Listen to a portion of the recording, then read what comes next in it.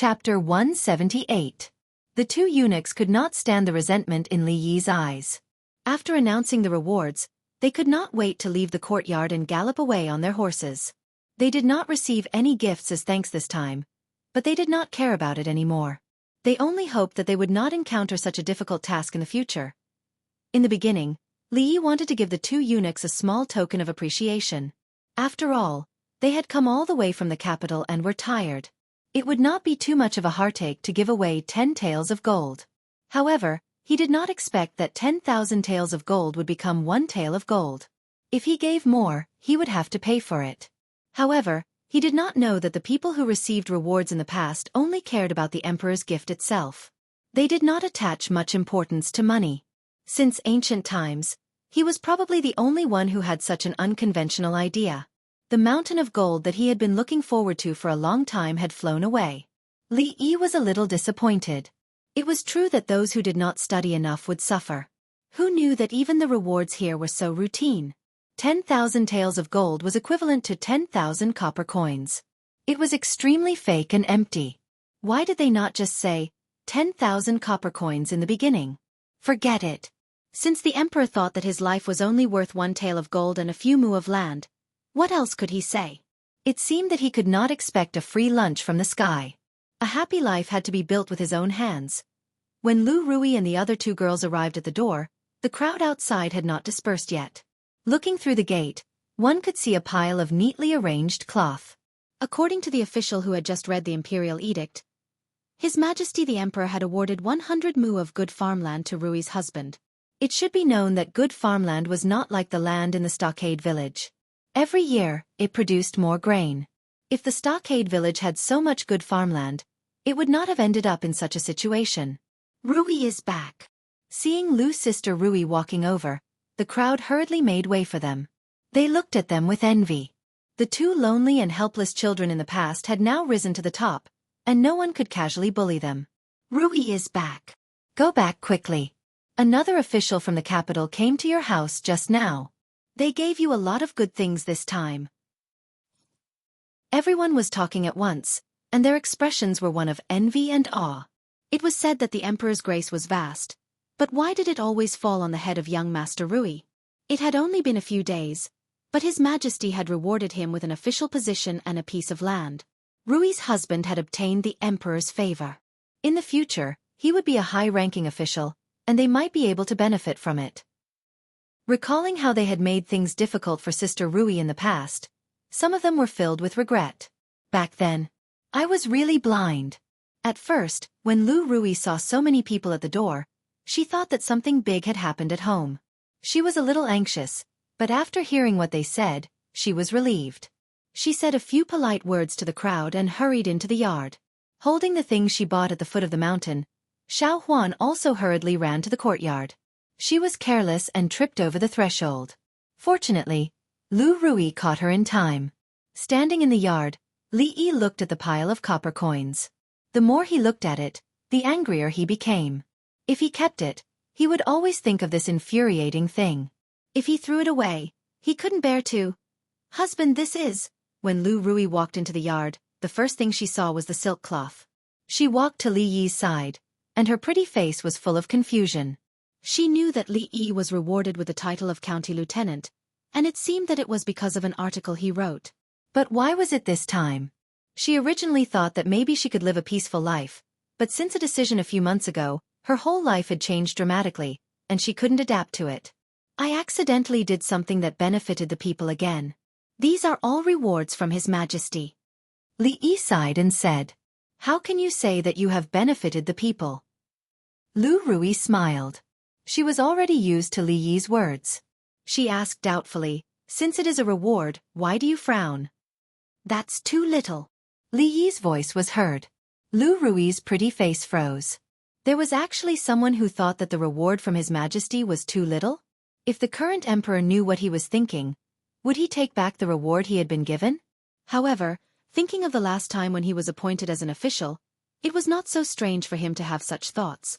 Xiaofan looked at the fine silk cloth in the courtyard and mumbled. If she knew there was so much cloth at home, she wouldn't have bought it in the city. After painstakingly carrying it up, She found that there was already a pile of fine silk cloth in the courtyard. There were so many bolts of cloth, enough to make a few hundred sets of clothes for the 3 women at home. Li Yi didn't intend to put the things bestowed by the emperor at home, and he didn't have free space, so he asked Xiaofan to send 1 bolt to each of his sisters. There were still a lot left, and he planned to sell them at the foot of the mountain when he had the chance. The silk cloth bestowed by the emperor should be sold at a higher price, right? Throughout the history of the Jing kingdom, the emperors were not narcissistic enough to force others to put up the things bestowed by them. It was not uncommon to give the emperor's rewards to others or sell them for money. Although the emperor would feel uncomfortable if he knew, it was not a crime. There was only half a month left before he took office. In recent days, Lu Rui's training of him was obviously stricter.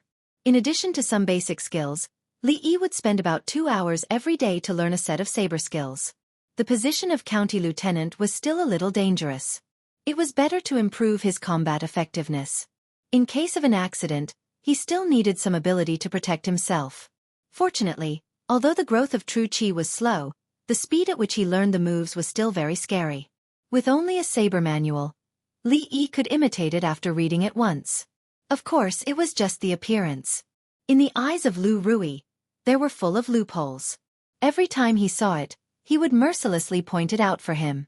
Mistakes should be corrected.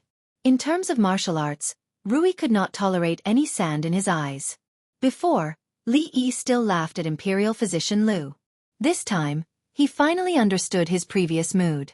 Regardless of whether she was really strict or using her position to avenge a personal grudge, at the very least, she was still very responsible when it came to teaching him martial arts. Li Yi did not pursue the matter from before. He only asked her a question about which came first, the chicken or the egg. Then he slowly strolled out of the courtyard. "Young master, you are here?" Passing through half of the village, he walked into a relatively dilapidated courtyard.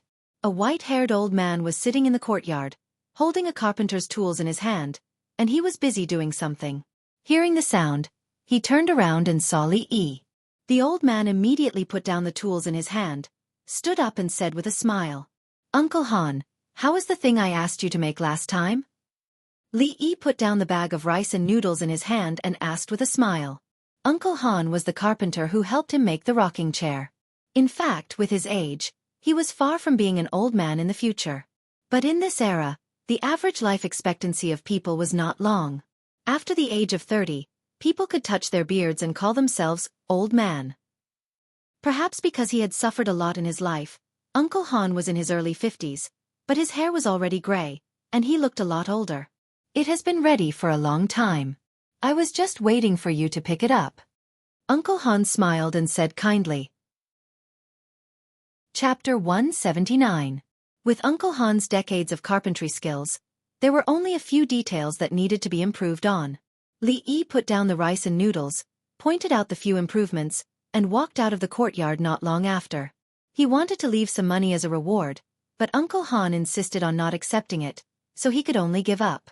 When he returned home, Lu Rui was still thinking about the question he left behind before he left. Which came first, the chicken or the egg? Actually, Li Yi did not know the answer to this question.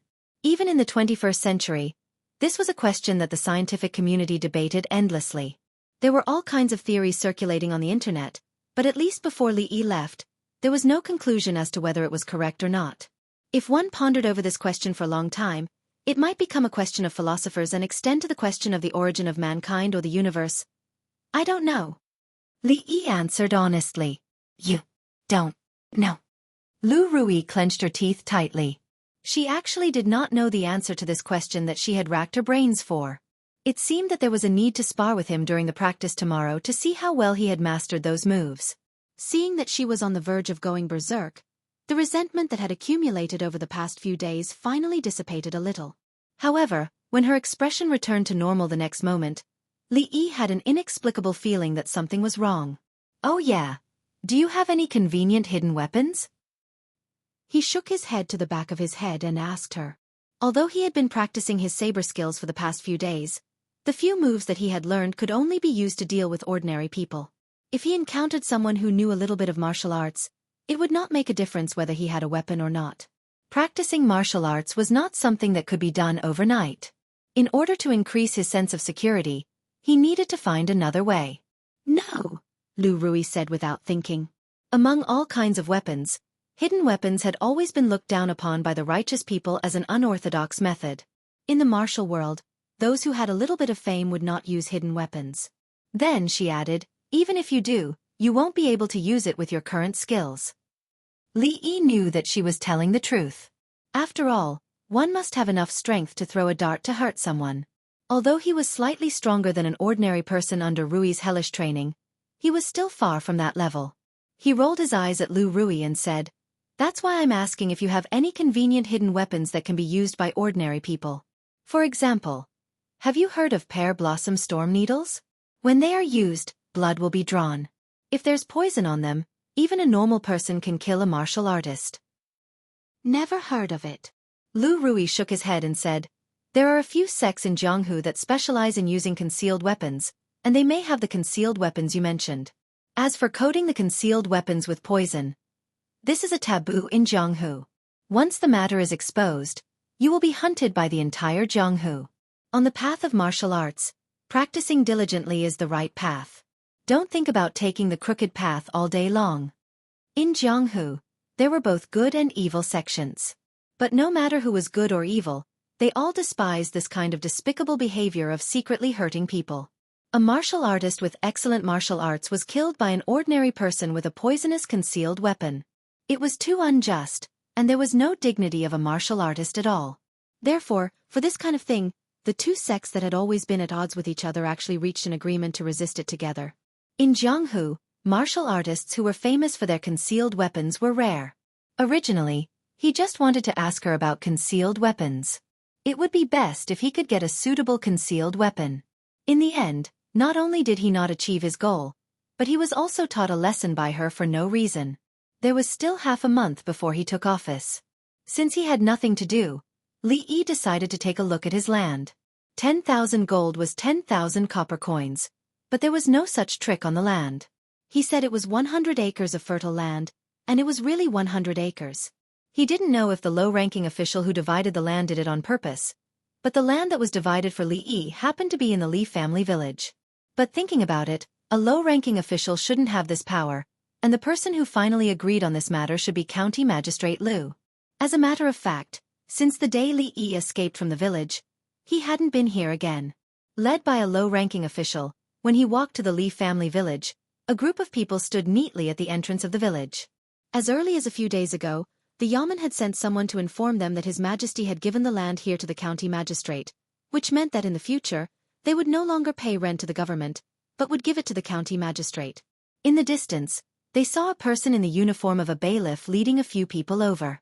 A white-haired old man was about to go forward, but when he saw the young man walking in the middle, a trace of joy appeared on his old face. He quickly walked up, grabbed Li Yi's arm and said, "Hey boy, you're finally back. Where have you been these months? The government has come to look for you several times." Last time, 2 eunuchs wanted to deliver the imperial edict to the Li family village, but they were stopped by Emingzu. Later, they learned that Li Yi lived in the Willow Leaf village, so they didn't come here. Therefore, the people of the Li family village didn't know that the county magistrate was the boy from the Li family who they had watched grow up.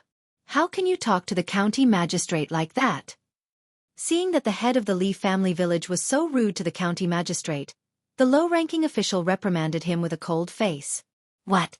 County magistrate?" The old man was stunned and looked up at Li Yi with his eyes full of doubt. County magistrate? The villagers of the Li family village who were about to come over to greet Li Yi also stopped and looked at him with surprise and doubt. Since when did Li Xiaocai become the county magistrate? This is the new county magistrate of this county. He was appointed by His Majesty. Don't be rude, the low-ranking official looked around and said. It was said that County Magistrate Li grew up in Li's village, so he must have a lot of elders here. However, things were different now. County Magistrate Li was deeply favored by the emperor. Even County Magistrate Lu specially told him to be as respectful to County Magistrate Li as he was to County Magistrate Lu. If these people still put on airs of elders in front of County Magistrate Li, it would be a little too disrespectful. After the low-ranking official spoke again, The old man realized that the young man in front of him who he had watched grow up was no longer the junior of the Li family who only knew how to read books. "I'm the head of the Li family village. Greetings, County Magistrate." He hurriedly let go of his hand and bowed respectfully. Seeing the first person he met after coming to this world again, Li Yi had an indescribable feeling in his heart. What happened a few months ago seemed like it happened yesterday. If the old man hadn't asked people to arrest him, Li Yi wouldn't have escaped, and naturally, there would be no subsequent events. He wouldn't have met Rui, Xiaofan, Fang, and of course, he wouldn't have met Li Xian and Mingzhu. He might still be a county magistrate in the Li family village who didn't know the next meal. Sometimes things like fate were so magical. The moment his life really began in this world was probably the moment when the old man shouted that he was going to be arrested. Thinking of the old man's face full of concern when he came over just now, Li Yi smiled and went forward to help him up, saying, "Old man, please get up. I was ill a few days ago and forgot everything. May I know your name?" Not expecting that County Magistrate Li would help him up in person, the old man was a little flattered. Seeing that County Magistrate Li was kind and more quick-witted than before, he felt relieved and said, "County Magistrate Li used to call me Uncle Li." But he was puzzled in his heart. Why had he never heard that madness could make people lose their memories? Hearing this, the low-ranking official frowned again. This old man is really insensible. Didn't I just tell him not to be rude to County Magistrate Li? The past is the past, and now is the present. Why doesn't he understand the rules? When he was about to speak, Li Yi waved his hand and then looked at the old man and said, "After I recovered, I really can't remember the past. Uncle Li, can you tell me what happened before?" "Haha, you asked the right person. I watched you grow up, and I even remember clearly that you wet the bed when you were a child." Speaking of this, the old man's face glowed and he began to talk incessantly. Chapter 180. The old man had seen this familiar face since he was a child. Li Yi did not put on the airs of a county lieutenant and was the head of the Li family village. The white-haired old man felt like he was seeing the child from the Li family again. The sense of familiarity returned and he was no longer afraid, so he began to talk freely. The old man stroked his beard, and his wrinkled face revealed a look of reminiscence. "This matter started more than 10 years ago, on the night you were born." The county yeoman clerk beside Li Yi twitched his mouth when he saw the old man immersed in his memories. Seeing that the county lieutenant was listening attentively, he shut his mouth. At this time, the fear in the hearts of the Li family villagers gradually dissipated, and they slowly gathered around. At that time, I often saw the county lieutenant sitting at the door reading. When I was a child, I knew that Li, county lieutenant, would definitely be successful in the future.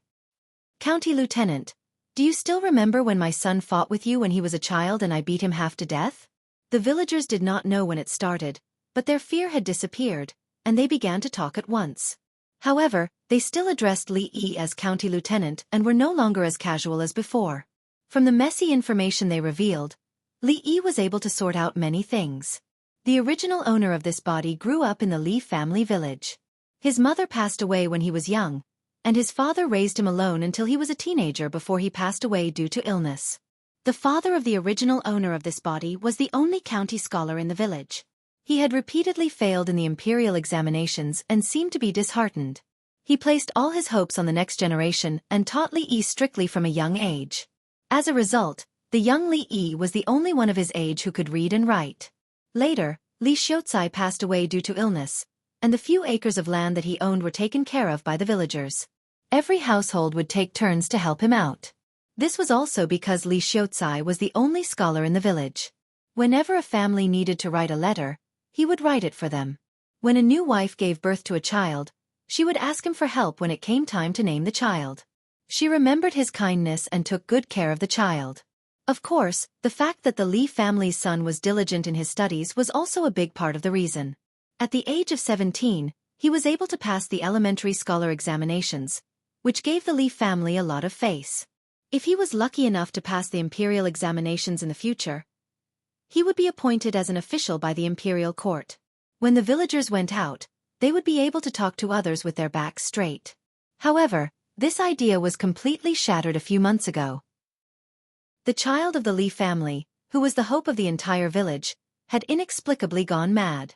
After he ran out of the village, he never came back. Even the government couldn't find him. The old man had originally planned to wait until the beginning of next year. If he had not returned by then, he would report his disappearance to the authorities and have his household register revoked. Who would have thought that when he reappeared in the village, he would suddenly transform into the county magistrate? The villagers of the Li family village, including the old man, were both surprised and delighted. The county magistrate, who was in charge of dozens of villages in Anqi County, came from their Li family village. With such a powerful backer, they would no longer have to worry about being bullied by other villages. If anything happened, they would also have someone in the county government who could speak up for them. Some of the villagers were already feeling elated. Watching the villagers chatter on for almost 2 hours, the scribe's legs had gone numb. However, when he saw that the county magistrate was still patiently listening to them, he could only groan in his heart. Li Yi listened patiently, but he felt a little strange. In the time travel novels he had read before, when someone traveled to ancient times, he would always have a headache, and then he would get all the memories of the original owner of his body. Obviously, this law did not apply to him. Except for an inexplicable sense of familiarity with the Li family village and these villagers, Li Yi could not even remember their names. However, the people of this era were still very easy to fool. An excuse of amnesia could be a good excuse, which saved him a lot of trouble. Thinking of the situation when he woke up in that room, he didn't know what happened to the original owner of his body. When he woke up, he was inexplicably replaced by him. Thinking about it carefully, it was more likely that he had starved to death. After all, the disaster year had just passed, and the situation here was better than that of the Willow Leaf village. However, everyone must be living a hard life. Even if they were starving, a scholar who only knew how to read books would not take the initiative to ask for help. Boy, there was a drought last year, and the land didn't produce much food. The tax. Seeming to think of something, the old man looked embarrassed and looked at him. He wanted to say something but stopped on second thought. The land of the Li family village all belonged to the state before. Every year at a fixed time, the government would send people to collect taxes. However, the emperor was benevolent and sympathized with several prefectures that suffered from drought, so they were exempted from taxes for 2 years. Relying on the food stored at home, they could live a good life. But now that the emperor had given these lands to others, they didn't need to pay taxes to the government anymore. Naturally, the excuse of exemption from taxes was useless. Li Yi knew what the old man wanted to say. He said with a smile, "Thank you for taking care of me these years. I can't repay you. You don't need to mention the tax in the future." Hearing this, the scribe was stunned. County Magistrate Li didn't want to collect taxes? This was hundreds of acres of fertile land, and the annual tax was not small. How could County Magistrate Li just say no to it? How can this be? Hearing this, the old man was also shocked. He just wanted Li Yi to be considerate of the disaster and reduce the tax or postpone the collection. He didn't expect that Li Yi would casually exempt the tax. In other words, all the output of the land would belong to the farmers in the future? Why not? If it weren't for the help of the villagers, there wouldn't be Li Yi today. Uncle Li, you don't need to say more. It's settled. Although 100 acres of land was not a small amount, the output of food was far less than that of the later generations. Relying on the business of Ruidu and spirits, the daily income was rolling in, and the tax was not a big deal. Of course, the villagers of the Li family village were kind to the original owner of this body. If he hadn't grown up in the Li family village, he wouldn't have been so generous. Knowing that they didn't have to pay taxes in the future, the villagers of the Li family village were shocked, and then their expressions turned into ecstasy. If it weren't for Li Yi stopping them, they would have kowtowed to him. After coming out of the Li family village, Li Yi clearly felt relieved in his heart. Perhaps it was because of this body. Even though his soul came from another space-time and had nothing to do with this place, that inexplicable sense of familiarity and intimacy was unbreakable. As long as he could do something for these people within his capabilities, he would feel a little bit of comfort in his heart. Chapter 181. Your movements are so weak. Did you not eat enough? How many times have I told you that you have to show your imposing manner with this move? Where is your imposing manner? After another complete set of moves, Li Yi sat down on the chair and did not want to get up again. Lu Rui looked at him seriously with her hands behind her back. You have rested 3 times in 2 hours. Do you still want to be a martial arts master? Get up and continue. Let me rest a little more. just a little more. Becoming a peerless master was not something that could be achieved overnight. Only 2 hours had passed, and Li Yi was already lying on the chair, unwilling to even move a finger. Looking up, he saw Lu Rui looking down at him like a strict teacher. Li Yi sighed and said, "A girl who likes to smile will not have bad luck. Rui, you should smile more." Li Yi had a nagging feeling that Lu Rui had found the joy of being a master through him. She would not stop until she tortured him until he could not move.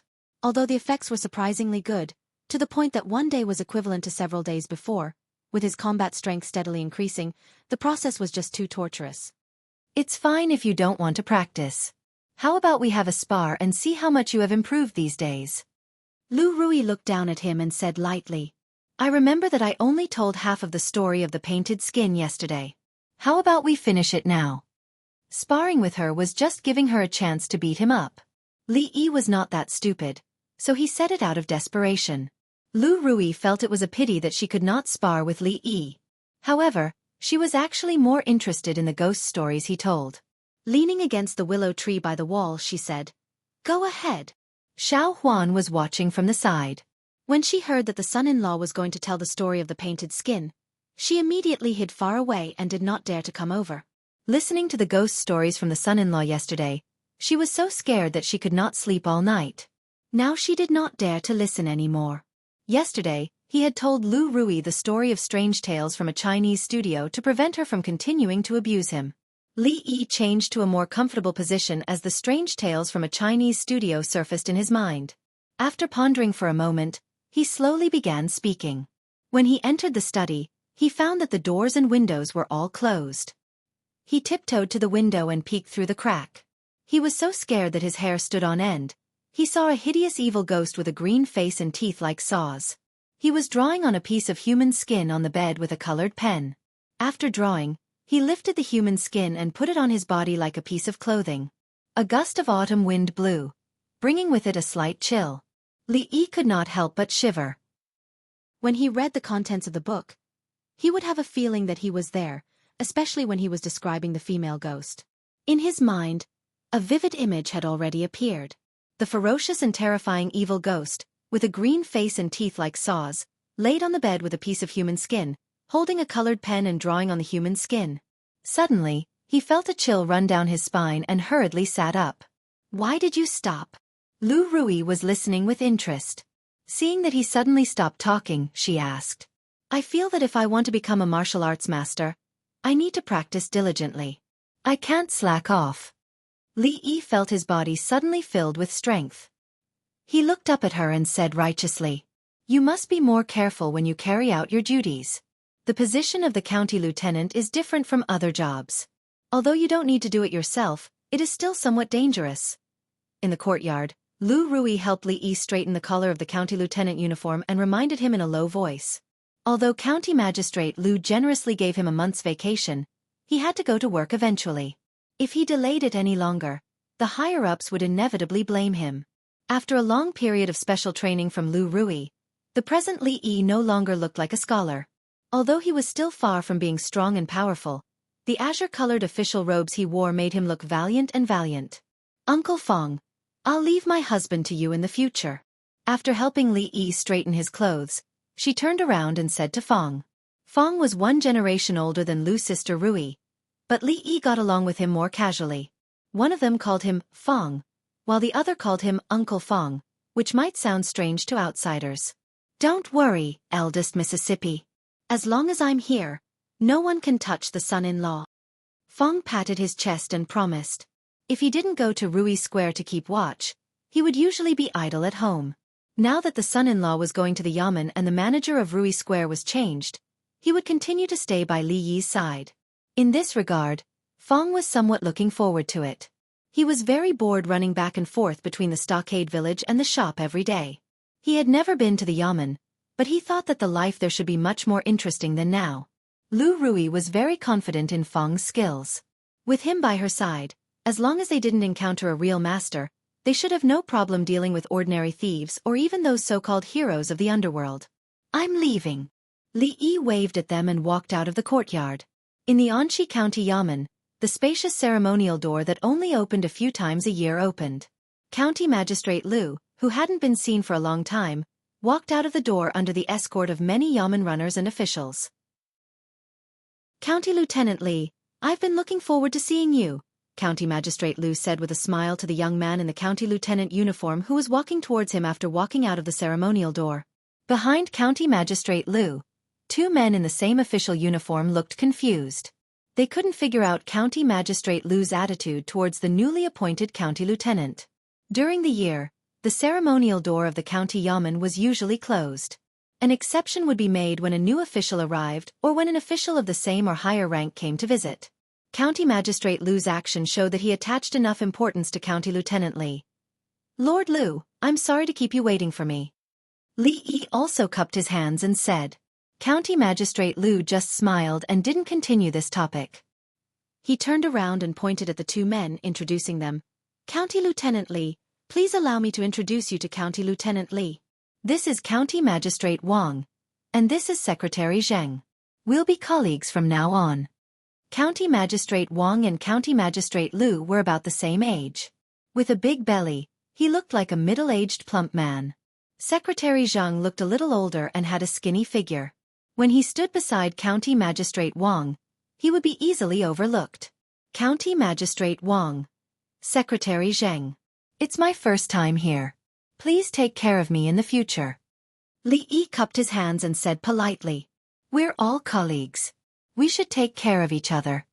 Since County Magistrate Lu was so polite to County Lieutenant Li, the two second-in-command and third-in-command of the county yamen naturally didn't dare to put on airs. Before today, they had also heard a couple of things about County Lieutenant Li. It was said that County Lieutenant Li was originally a scholar. Because of one of his essays, he was appointed by His Majesty and replaced the position of County Lieutenant Zhou and became the new County Lieutenant of Anxi. A few days ago, he came to the county yamen once and resolutely solved two difficult cases, which made a group of yamen runners talk about it for several days.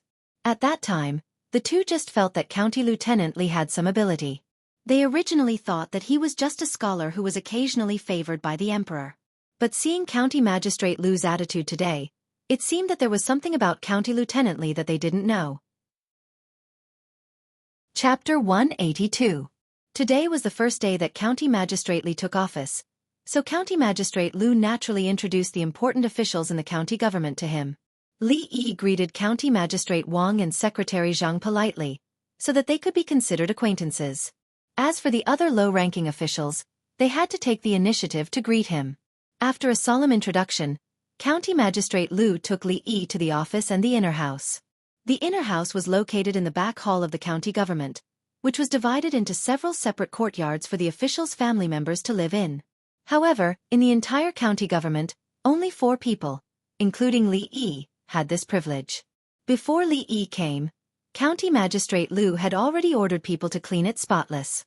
According to the regulations, officials could not live in the county government with their family members until they had been in office for 3 years. However, even without this regulation, Rui would not come here.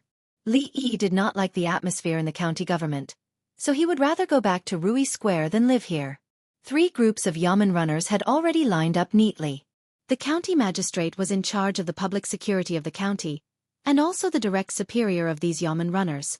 Among them, when the county magistrate tried a case, the officers who stood on both sides of the court to maintain discipline knew Li Yi. Thinking of the scene when County Magistrate Li tried a case in the court that day, they looked at him with admiration in their eyes. And among those constables, some of them had seen him before. No one had expected that this weak scholar, whom they had seen several times, would become their immediate superior in the blink of an eye. Although they did not witness it with their own eyes, they had heard from some people what happened when County Magistrate Li tried a case that day. At this time, there were more doubts and curiosity in their eyes. However, in front of the County Magistrate Lu, they still had to show respect on their faces. As the head of a county, County Magistrate Lu was quite busy in daily affairs, so it was impossible for him to accompany Li Yi all the time. Therefore, he roughly showed him the county government, and as for the more detailed things, he gave them to a clever yamen runner. "Sir, do you want me to show you around the county office?" The bailiff looked at Li Yi with a hint of fanaticism in his eyes as he asked with a face full of smiles. Since he saw the means of County Magistrate Li that day, a door of a new world opened for him, and he seemed to be enlightened. When he assisted the county magistrate in handling cases, he made great contributions again and again. Not only did he get several commendations from County Magistrate Liu, but he was also promoted to a small leader of the Yamen runners. So far, the little Yamen runner who was muddle-headed all day in the Yamen had completely disappeared, replaced by a little Yamen runner with feelings and ideals. "What's your name?" Li Yi asked casually. The bailiff seemed to be quite quick-witted.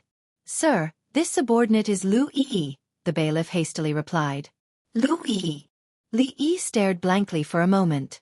He thought that Lu Yi's father really knew how to name his son. He waved his hand and said, "There's no need to look around. Take me to the county lieutenant's office."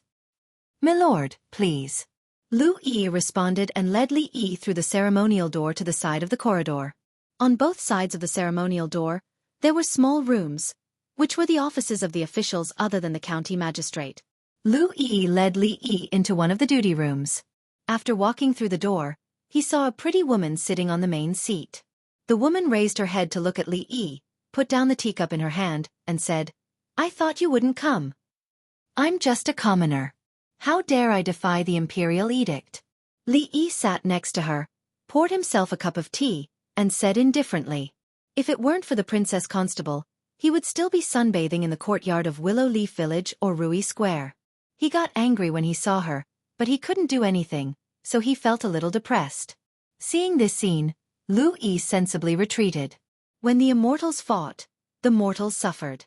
He couldn't get involved in the affairs of these two important people. Emingzu took a sip of tea and said lightly, "No matter how lazy you were before you took office, now that you're a county magistrate, you can't be like before. Otherwise..." "Otherwise what? Are you going to dismiss me?"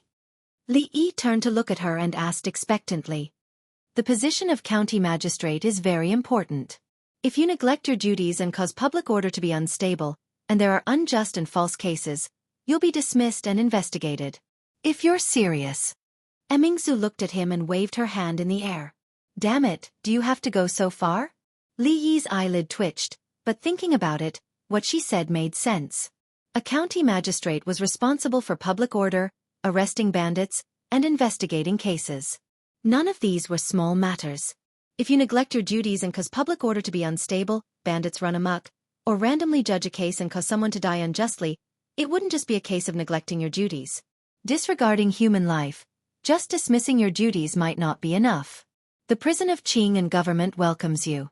Raising his head to look at Emingzu. His eyes were extremely complicated. He had thought that he had found a powerful backer, but who knew that this powerful backer dug a big hole for him to jump into? This kind of suffocating and depressing feeling, he couldn't understand it unless he experienced it himself. Speaking of which, this princess was really weird. She didn't want to stay in the imperial palace, nor did she want to be a noble, but came here to be a constable and suffer. She made life difficult for him. More importantly, the emperor actually agreed. Li Yi doubted whether this princess was his biological daughter. "Oh, in the month when you didn't take office, there were a lot of cases that need to be investigated as soon as possible." Emingzu put down the teacup and said, "Damn it." Li Yi already felt wronged. He had only been in the county government for a short while, and he hadn't even sat down for a long time, but there were already a lot of trivial matters to deal with. He couldn't help but complain. Halfway through his words, he remembered that the person sitting opposite him was the princess. Wasn't scolding her mother equal to scolding the empress? Insulting the empress was a crime of great disrespect, and it was punishable by death. Seeing that Mingzhu's face became cold, Li Yi immediately put on a smile. "Your Highness, how is your body? Is His Majesty's asthma better?" "According to what you said, I cleaned the palace several times a day and removed all the flowers and plants in the palace. The number of times my father's asthma has indeed decreased." A trace of softness appeared on Mingzhu's face as she said. Then she turned to look at Li Yi and said, "I know you don't want to be an official. How about this? As long as you fulfill your duties as a county lieutenant within half a year, I can write to my father and allow you to resign after half a year." "Is that true?" Li Yi was stunned for a moment. Then, he looked at her and his tone became more serious. Half a year's time was not short, but it was not long either. But there was still something to look forward to. Her words just now were like a ray of light in the darkness, guiding Li Yi in the right direction. Really? Emingzu nodded. Half a year's time was the deadline that she and her father had agreed on. Half a year's time was enough to train him a little. Slap hands as a vow. Who knew if she was just saying it casually? If she went back on her word, there was no evidence. Who could he find to reason with? The ancient people believed in this. Slapping hands meant that the vow was made. If he went back on his word, he would suffer the wrath of the heavens. Emingzu glanced at him, but in the end, she still reached out her hand to touch his. Pah! Li Yi took 2 steps back from her slap. His palm was slightly numb. He was extremely suspicious that she had used qi just now. All right, the vow has been made. Can we go and work on the case? Emingzu stood up, looked at him and walked out of the door. Wait a minute. Before she walked out of the door, Li Yi's voice came from behind. Is there anything else? She turned to look at him. Why don't you write a written pledge? Li Yi looked at her with a hesitant expression. If she didn't believe in ghosts and gods, it would be the same whether she made a vow or not. It was better to write a written pledge. With a written pledge, there would be material evidence, and he wouldn't have to worry about her going back on her word.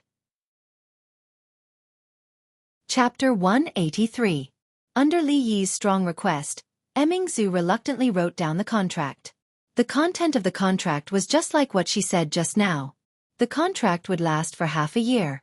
If Li Yi didn't neglect his duties and did what a county lieutenant was supposed to do, she would personally write a letter to allow him to resign after half a year.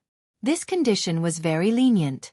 Li Yi felt that he wouldn't do any worse than the previous county lieutenant Zhou. After half a year, he would be a good man again. With a receipt personally signed by the princess in his bosom, he immediately felt much more at ease.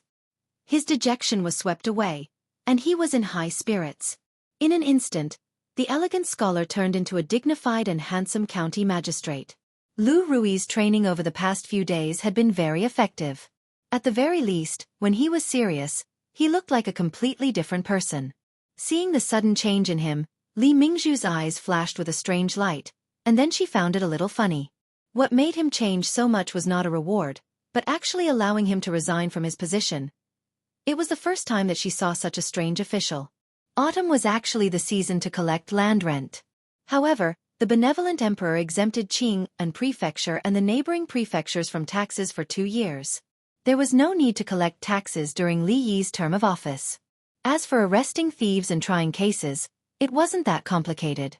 If anyone lost something, they would come to the yamen to file a case. The constables would symbolically investigate and find clues. Then, they would find the thieves and everyone would be happy.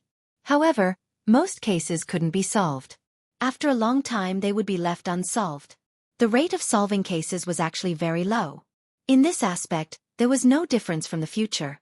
Unless it was a major case or a lawsuit that involved human life, it had to be treated seriously. However, if such a case really happened, the most anxious person should be County Magistrate Liu. As a county lieutenant, he only assisted the county magistrate in investigating the case, so he didn't make Li Yi worry too much. Fortunately, there weren't many cases like this, and there were only a few of them in a year. Most of the cases that needed to be dealt with were small cases such as fighting, theft, and robbery. Li Yi had already learned about these things from Lu Yi. Generally speaking, the county lieutenant's daily life was relatively leisurely. It wasn't as hard as he imagined. Just like the former county lieutenant Zhou, he usually stayed in the county government office. Things like patrolling the streets and maintaining public order were naturally done by his subordinates. He was basically a hands-off boss, and the busiest time was when he used public office for personal gain. When he spoke just now, he placed his hand on his chest. This is a very focused action, which means that what he said is very likely to be the truth. In the county jail, a man who was accused of theft was brought in. After a few questions, Li Yi explained to Emingzu. Your Excellency, I really didn't steal anything. He didn't think that this unfamiliar lord would be willing to believe him. When the man heard this, he was startled for a moment before saying with tears and mucus flowing down his face. Of course, this is not absolute. It's just a possibility. But at least it can clear him of some suspicion and focus more attention elsewhere. As for the suspect just now, his answer seemed to be flawless, but when he was asked to tell the situation backward, he made a lot of mistakes, which means that he didn't do it at all. It's more likely that he was lying. Similarly, this can only be used as a reference, and specific evidence is still needed. Emingzu looked at the scribe next to her, who was writing at a fast speed and recording down every word that Li Yi had said just now. Although she hadn't figured out the basis of Li Yi's theory for the time being, it was undoubtedly correct. Just now, several suspects were baffled by his interlocking questions. In the end, they contradicted themselves and gave themselves away in their words, so they had no choice but to confess. This was obviously a gentler and more effective interrogation method. If it could be summarized into a book and implemented by the Ministry of Justice in all the government offices, it could greatly improve the efficiency of the trial, reduce the use of torture tools, and benefit the people. It would be a great contribution. She had already asked someone to record what Li Yi had said in the court last time. During this period of time, she had tested it on many people. Although it didn't match every time, it was proven in most cases. Did you think of all these things yourself? Emingzu looked at him, her beautiful eyes full of doubt. This magical method of distinguishing lies required a lot of experience and meticulous observation. If it was suggested by an experienced official, it would be barely acceptable, but with his age and experience, this matter was really suspicious. This matter, I have to start from a winter many years ago. Li Yi's face revealed a look of reminiscence. Later, when he left to thank me for saving his life, the old man gave me an ancient book, which was written in the book. Li Yi used the name of the nameless old man again. Where's the book? Emingzu asked. I lost it. Li Yi replied without a blush or gasping for breath. Emingzu knew that she couldn't get any truth from him today, but it didn't matter. There was still half a year, enough for her to dig out more useful things from him. When he left the county jail, he saw Lu Yixue still wandering in front of the duty room. Li Yi waved his hand and signaled him to come over. Your Excellency, what's the matter? Lu Yixue asked with a face full of smiles. Go and get a map of the prefecture city. On the first day of County Magistrate Li's office, all the yamen runners were gathered together. Arrestor Li had just announced that from that day on, they had to learn something every day. Every once in a while, there would be an assessment. Those who failed the assessment 3 times could pack up and go home. Although these yamen runners were also lowly people, because they worked in the yamen, they usually had to bow and scrape to the officials. In front of the ordinary people, they could be regarded as half an official. No one wanted to lose this ancestral rice bowl. In addition, County Magistrate Li also set some new rules. When they went out to patrol the streets, they would no longer wander aimlessly. County Magistrate Li divided the prefecture city into small areas, and each of them had their own jurisdiction. They only needed to be responsible for the security of their respective areas. This seemed to be a little easier, but everyone knew in their hearts that although they had a clearer division of labor, their responsibilities were also clearer. They could no longer have the thought of idling around in the yamen by doing errands in the yamen. Some people were happy, while some were worried. Lu Yixue, who had been promoted by County Magistrate Lu to be the monitor, was one of the happy ones. After knowing that what they were going to learn was what County Magistrate Li showed in the court that day, which was a method to distinguish lies and make suspects confess without torture, they even faintly looked forward to the training class that County Magistrate Li mentioned. Chapter 184. At the behest of County Magistrate Li, a free training class for the constables and yamen runners was officially held. Of course, County Magistrate Li was busy with official business and had no time to teach them personally. A literate scribe in the yamen was the teacher for the time being. He held a booklet with County Magistrate Li's quotations and analyzed the specific cases one by one. The scribe had witnessed how County Magistrate Li tried cases with his own eyes, so he was very familiar with the process. At first, the yamen runners just wanted to pass the test and keep their jobs. After listening for a while, they forgot about these things and showed an interested expression. Only then did they know that what the scribe taught them was the magical interrogation method of County Magistrate Li. As an ordinary yamen runner, if he learned this, he would undoubtedly have a special skill and would be valued wherever he went. Just like Lu Yixue, no matter how fierce and tough the criminal was, he could only obediently sign in his hands. During this period of time, he had made many outstanding achievements and had become the right-hand man of County Magistrate Lu. Half a month ago, he was just an ordinary yamen runner like them, but now he had become a monitor, which was envied by everyone. Of course, they didn't have Lu Yixue's talent, so they could only make up for it with hard work. It was impossible for them to become a monitor. It was their short-term goal to be valued by County Magistrate Li or County Magistrate Lu. The training class before him was undoubtedly a rare opportunity. Dainyu, tell me honestly, did you go to the brothel again last night? During the break, a skinny yamen runner suddenly turned his head and asked another yamen runner. Nonsense, I went home directly after leaving the yamen office yesterday. The yamen runner called Dainyu was stunned for a while. Then his face turned red and he said with a flushed face. Hee, you still dare to say no? You stuttered and didn't dare to look at me. The county magistrate said that you were lying. Since we are all men, we won't laugh at you. I just want to see if the method taught by the county magistrate is effective. The yamen runner had already understood the situation when he saw the yamen runner's expression, so he laughed and said, I didn't go. The yamen runner called Dainyu controlled his emotions and said calmly. He thought to himself, why did County Magistrate Li teach us these things? What secrets would we have in front of them in the future? Even if you don't tell us, we know. Another bailiff smiled mysteriously and said, the packet of aphrodisiac you secretly hid is gone. You must have gone to a brothel. There's no need to be so complicated. Look at how listless he is today. Where else could he have gone last night? Another bailiff jeered. Dainyo's face turned as red as a monkey's butt. What was there to laugh about visiting a brothel? He spoke as if they had never visited one before. When he saw the scribe pick up the booklet again, he quickly changed the topic and said, it's about to begin. Listen carefully to Scribe Chen. If you miss out on anything and fail the test, be careful that you won't be able to keep your jobs. These words were quite a deterrent to the bailiffs. They stopped teasing Dainyo and immediately straightened their attitude and listened attentively.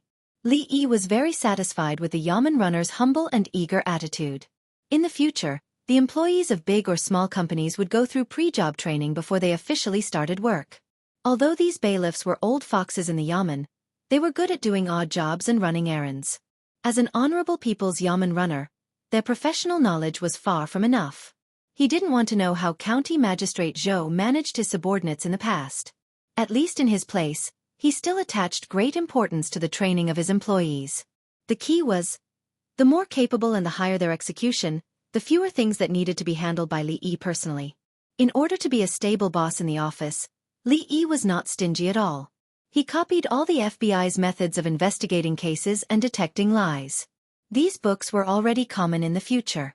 He picked out some useful ones. As for how effective they were, it would depend on their talents. After they had more or less mastered these things, it was time to bring out books like Criminal Psychology, Abnormal Psychology, Young Justice Bao, Shigong's Strange Case, and so on for them to broaden their horizons. The yamen runners in ancient times were actually not as high and mighty as people imagined. They were the same as prostitutes and actors. These yamen runners were usually hereditary. Their ancestors were all in this line of work. As long as they didn't lose an arm or a leg, they didn't need to be examined before they took up the post. When the father retired, the son could take over. With this kind of selection method, these yamen runners naturally didn't have any ability to speak of. The way they spent their days in the yamen was not what Li Yi wanted. He didn't need to train them into independent detectives. At the very least, they should have some basic qualities and be able to handle some small disputes. Li Yi was already very pleased that they didn't have to bother him with trivial matters. Through these 2 days of observation of the yamen runners, Li Yi discovered that the monitor named Lu Yi had some talent. When it came to interrogation by torture, he could often understand it with just a hint.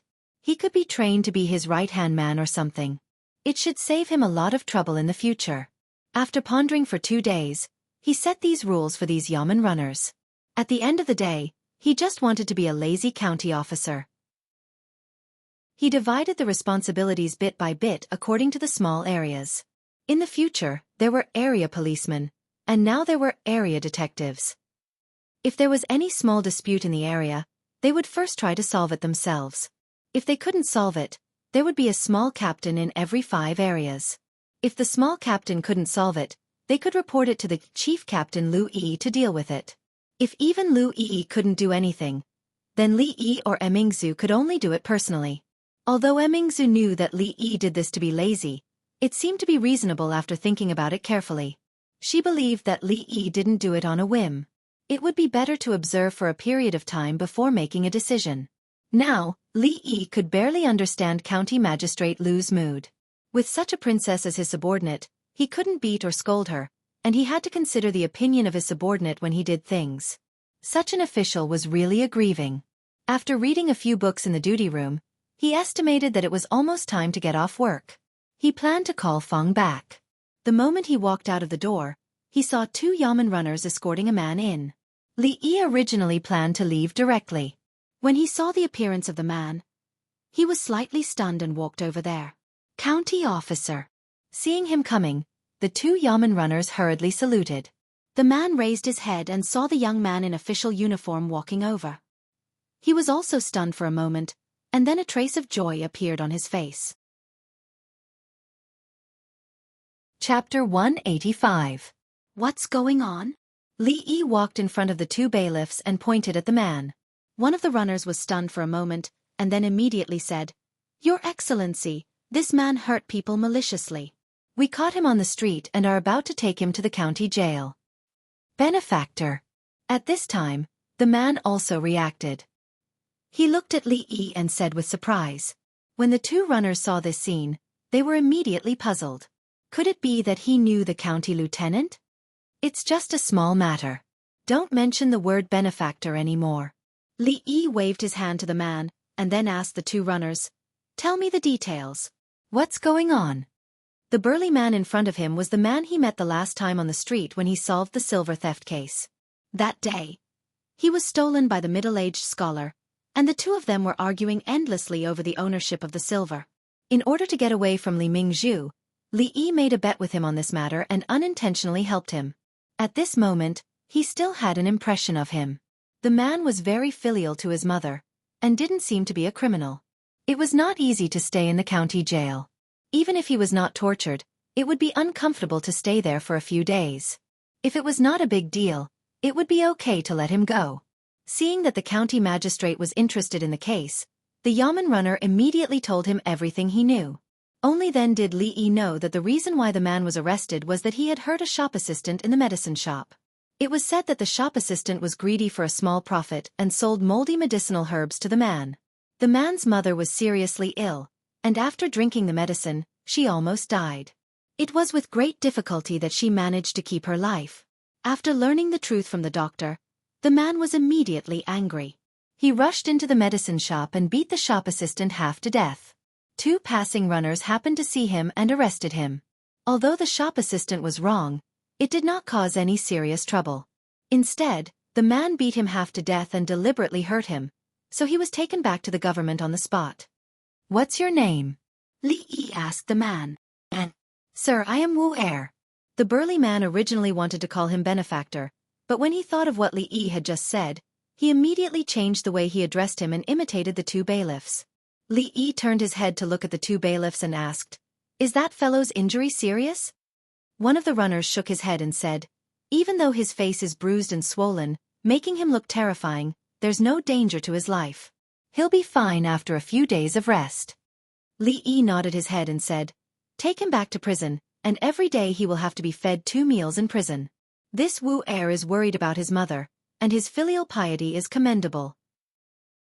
It is understandable that he acted on impulse. If there is nothing serious with the shop assistant, then let him go.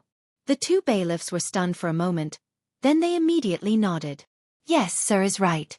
The 2 let go of the man. Seeing that he was still standing there in a daze, one of them slapped his head and said, "What are you standing there for? Hurry up and thank the county lieutenant." The burly man came back to his senses, and a trace of joy appeared on his face. He immediately knelt down and said in a loud voice, "Thank you, County Lieutenant. Thank you, County Lieutenant." It was unknown where these people learned to kneel when they saw an official. Li Yi wanted to help him up, but the man's strength was not small. With a plop, he knelt on the ground and steadily kowtowed twice. All right, stop kowtowing. This time it was because of your filial piety. In the future, think more before you act. If you have any problems, you can come to the government for help. Don't be so impulsive." Li Yi waved his hand and said. The burly man laughed and thanked him several times. Worried that no one would take care of his mother, he hurriedly left. Sir is so benevolent. I admire you. Ignoring the flattery of the two bailiffs, Li Yi waved his hand casually, called Feng from the back hall, and walked out of the county government. In this era, the working hours of officials were very different from those of the future. Because the main officials such as the county magistrate and the county magistrate lived in the government, they had to go to work at 6 or 7 o'clock in the morning. But they also got off work early. They could go home at about 3 or 4 o'clock in the afternoon. According to the unified rules, except for some important festivals, the officials had a rule of 1 day off every 5 days. That was to say, every 5 days they worked, they could have a day off to go home and take a bath. It was quite scientific. However, Li Yi was a special case in the county government. Perhaps Emingzu found her conscience and wanted to make up for what she owed him, so she relaxed many rigid rules for him. He didn't have to live in the county government, and he didn't have to go to work early in the morning. He was much freer than the county magistrate. Li Xian kept his word. Last time, he promised to give Li Yi a good horse, and Li Yi had received it a few days ago. Unfortunately, he hadn't learned how to ride a horse. The horse was temporarily requisitioned by Lu Rui. She seemed to like the horse very much. Since she requisitioned it, she didn't mention returning it. It was not only Li Yi's dream to ride a horse in fine clothes and travel the world with a sword. During this time, he had a lot of contact with Lu Rui. She liked the martial arts novels told by Li Yi the most. Every time Li Yi talked about those martial arts heroines, her eyes would shine. As his sister-in-law and martial arts coach, she had said that she would teach Li Yi how to ride a horse, and Li Yi had been looking forward to it for several days. He imagined that it must be very cool to ride a horse on the road in fine clothes. If he had a long sword like Lu Rui's, he might really look like a hero. Li Yi did not really like the saber that was given to him by his superiors. There was a saying that the sword was the leader of all weapons. In his impression, heroes usually used swords. When he thought of sabers, the first image that popped up in his mind should be a group of rugged men, each holding a large saber in their hands, rushing down the mountain shouting, "This mountain is mine, this tree is planted by me." And so on. The feeling of incongruity was too strong. If there was a chance in the future, he would change to a sword. He always thought that Lu Rui looked very cool when she used a sword. Her expression was cold, and her sword was silent. If he was in Jianghu in the future, he could give himself a nickname of Deadly Fairy, which would probably shock a lot of people. Thinking about it carefully, the Princess Arrestor looked quite cool in her uniform with a knife on her waist. However, no one had ever seen her draw her knife. But thinking about the way she slashed around with her knife, no matter how cool she looked, it was all gone. After bargaining with Emingzu, Li Yi's life did not change much after he became the county lieutenant. He came down from Willow Village in the morning and went back in the afternoon. The only difference was that the place he stayed in during the day had changed from Rui Square to the county government office. It had just entered winter and it had not snowed yet, but the weather was already a little cold. When he went out in the morning, he told Xiaofan to wait for him to come back in the afternoon for hot pot. At this time, they were probably already preparing. After walking into the village, Feng went back directly when he passed by the gate of his house. Li Yi continued to walk for a while. When he just stepped into the yard, he saw Sister Rui and Xiaohuan in the yard. Besides them, there was also a strange woman in the yard. The woman looked to be in her 30s or 40s. She wore colorful clothes and looked quite festive. At this time, she was saying something with a smile on her face. Seeing Xiaohuan running towards him, Li Yi looked at the woman with some doubts and asked, "Who is she?" The little maid showed a bitter expression and said in a low voice, "She is the official matchmaker. This time, she came to urge Second Miss to get married quickly. This year, she has been here several times." Chapter 186. Official Matchmaker? Li Yi was slightly taken aback by Xiaohuan's words. Previously, he had mistaken 10,000 gold as 10,000 taels of gold, which was extremely embarrassing. In order not to make such a low-level mistake again, he took some time to study the common sense of this world. Of course, this included etiquette, customs, and customs. Official matchmakers were also matchmakers, but they had an additional official identity compared to ordinary matchmakers. At this time, although there was no birth control, The population was still very small. Medical standards were still limited, and the average lifespan of people was not long. It was considered lucky to live to 50 years old. Every additional day of life was a blessing from God. If the population base could not be increased, it would lead to many problems. Without a population, where could the country find people to farm? How could the country collect taxes? If there was a war, where could they find people to join the army? How could they resist the foreign enemies? How could they maintain the prosperity of the nation? Therefore, every king regarded increasing the population as the top priority of the country's development. Since a few hundred years ago, early marriage and early childbearing had become a law and regulation that encouraged more children. Those who had more children would be rewarded, and those who had fewer children would be punished. There was even a law that a girl's entire family would be imprisoned if she did not get married before the age of 15. Although the marriage laws of the Jing kingdom were not so harsh, under the encouragement of the government, everyone was working hard to get married and have children. You're a 17 or 18-year-old girl who's still waiting to get married. Isn't this dragging the country down? Therefore, in addition to ordinary matchmakers, the profession of official matchmaker was also born. Any profession, as long as it was related to the word official, was not that simple. The official matchmaker's responsibility was to respond to the call of the country to solve the lifelong problems of unmarried men and women of the right age. If the other party did not agree, they could even force them to be matched. Based on the concept of, if you don't want to get married, I'll help you. These official matchmakers traveled from village to village. When necessary, they could also force two single dogs of the right age to be together. Every time they did something good, not only would they receive a gift from the man's family, the government would also give them a certain reward. This greatly increased their enthusiasm. Lu Rui was 16 years old. In the future, she was still a young girl in her prime. However, in the current era, she was undoubtedly an old lady. This kind of old lady was naturally the focus of the official media. Miss, it's not that I want to scold you, but you're not young anymore. How many women your age have children that can call mother? Look at you, how many times have I come to your house? How many marriages have I talked about? Why don't you get it? In the courtyard, the official matchmaker with a mole on the corner of her mouth was still talking incessantly. Lu Rui had a helpless look on her face. Lu Rui's gaze was fixed in front of her. Her eyes were wandering, and it was obvious that she was distracted. The official matchmaker's mouth did not stop. Suddenly he asked curiously, I remember that when I came last time, your sister wasn't married either. It's only been a few months. How did she get married? I wonder which matchmaker arranged it. Why didn't she register it with the authorities? Her tone was a little regretful. She was responsible for the marriages of men and women of the right age in Willow Leaf Village and the nearby villages. If she could arrange a marriage, she would inevitably be rewarded. If someone else took it away, she would have nothing to do with it. If she knew which matchmaker was so unruly, she would definitely teach her a lesson next time. In this line of work, one must abide by the rules of this line of work. She could not stretch her hand too far. Lu Rui did not speak. The reason why she made that decision some time ago was not only because of Second Aunt and the others, but also because the official matchmaker had come to her house countless times. If it was delayed for a while, she was afraid that she would be fined.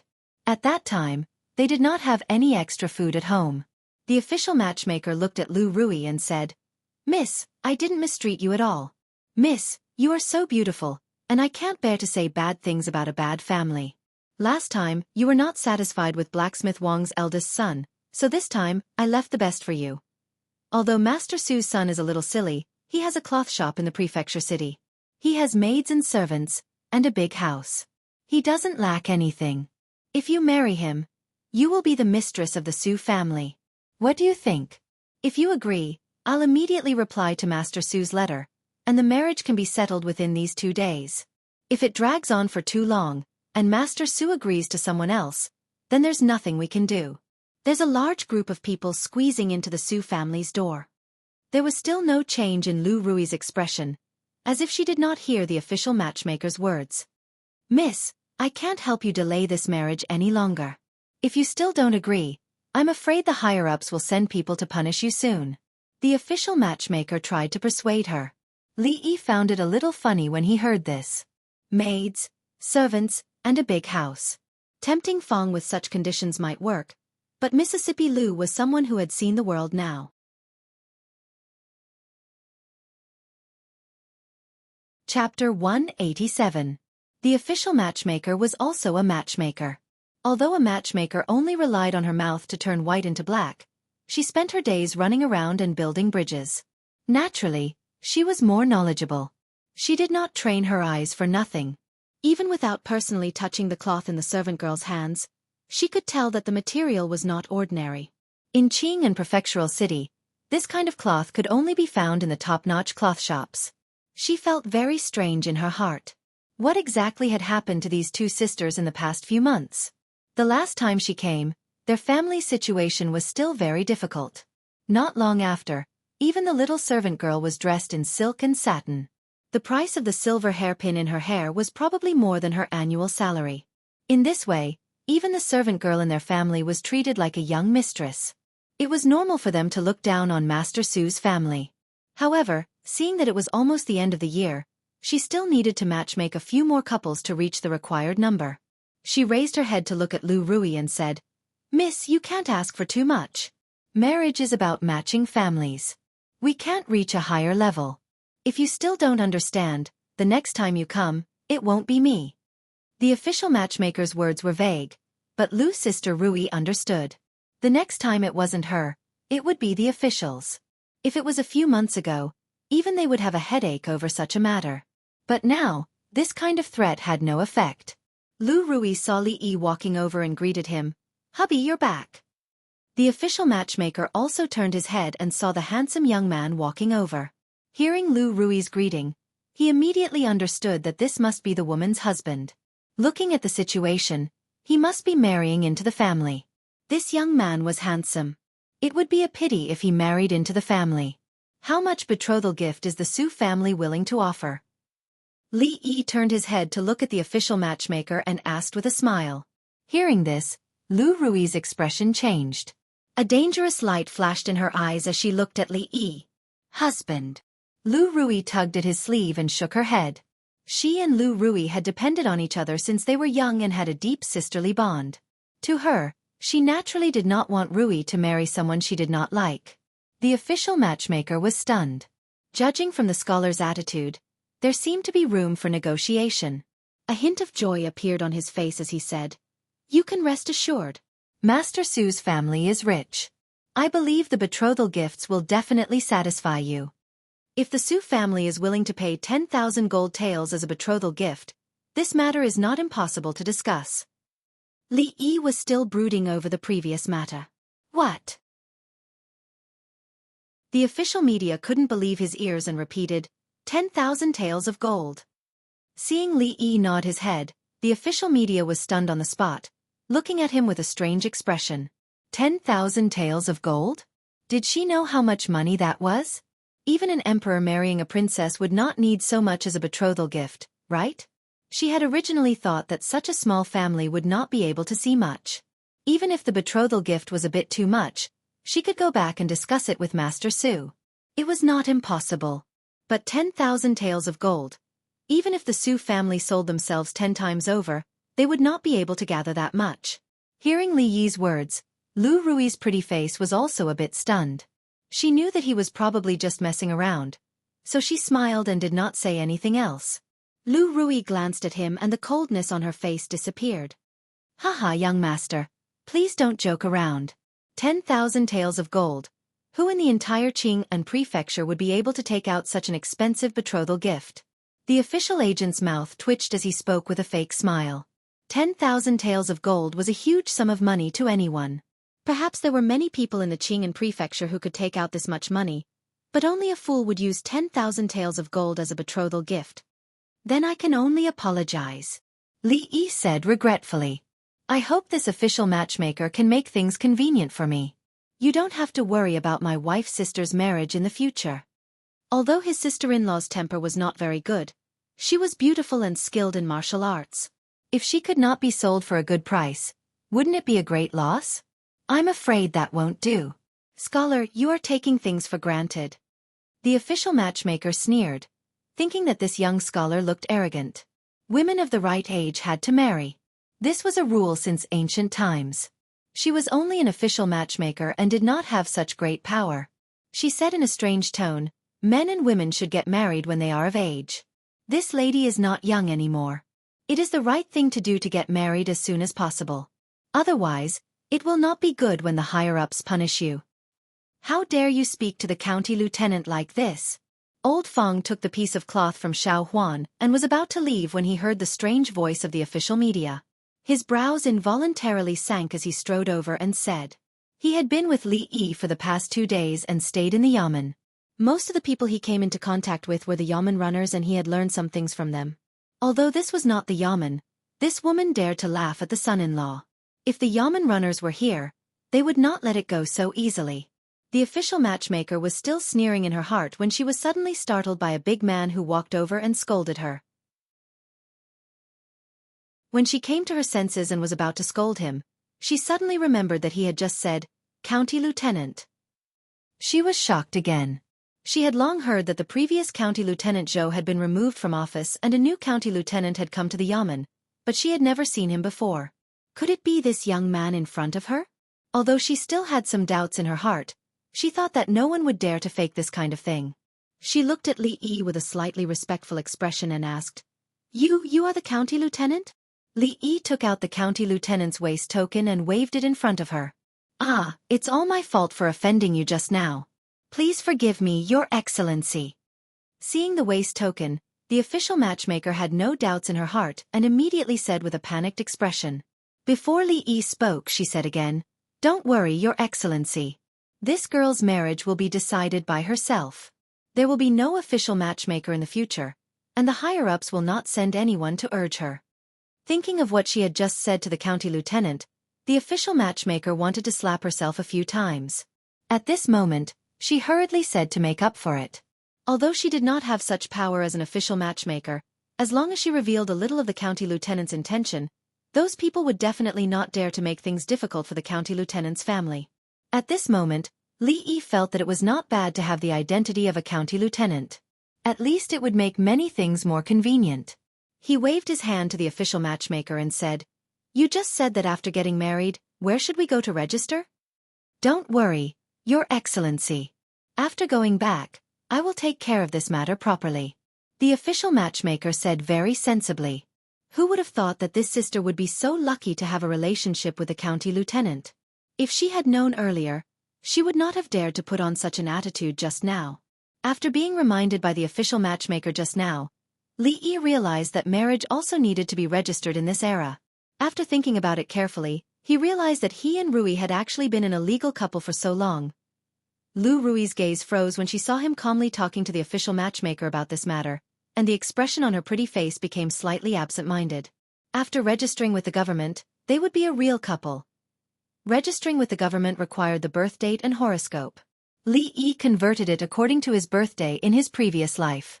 When he turned around, he saw Rui standing there in a daze. He stretched out his hand and waved it in front of her eyes. He asked doubtfully, "Rui, why are you in a daze?" "He's asking for your birth date and horoscope."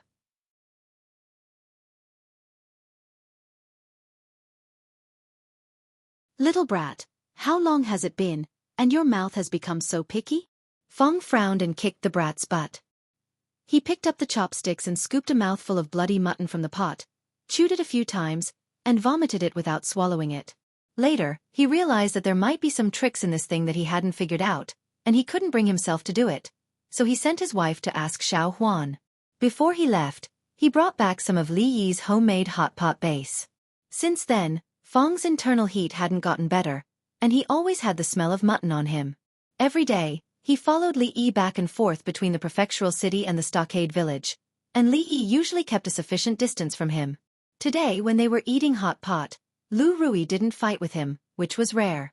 Li Yi thought that she had finally listened to the etiquette of hot pot that he had painstakingly taught her, and he was very pleased.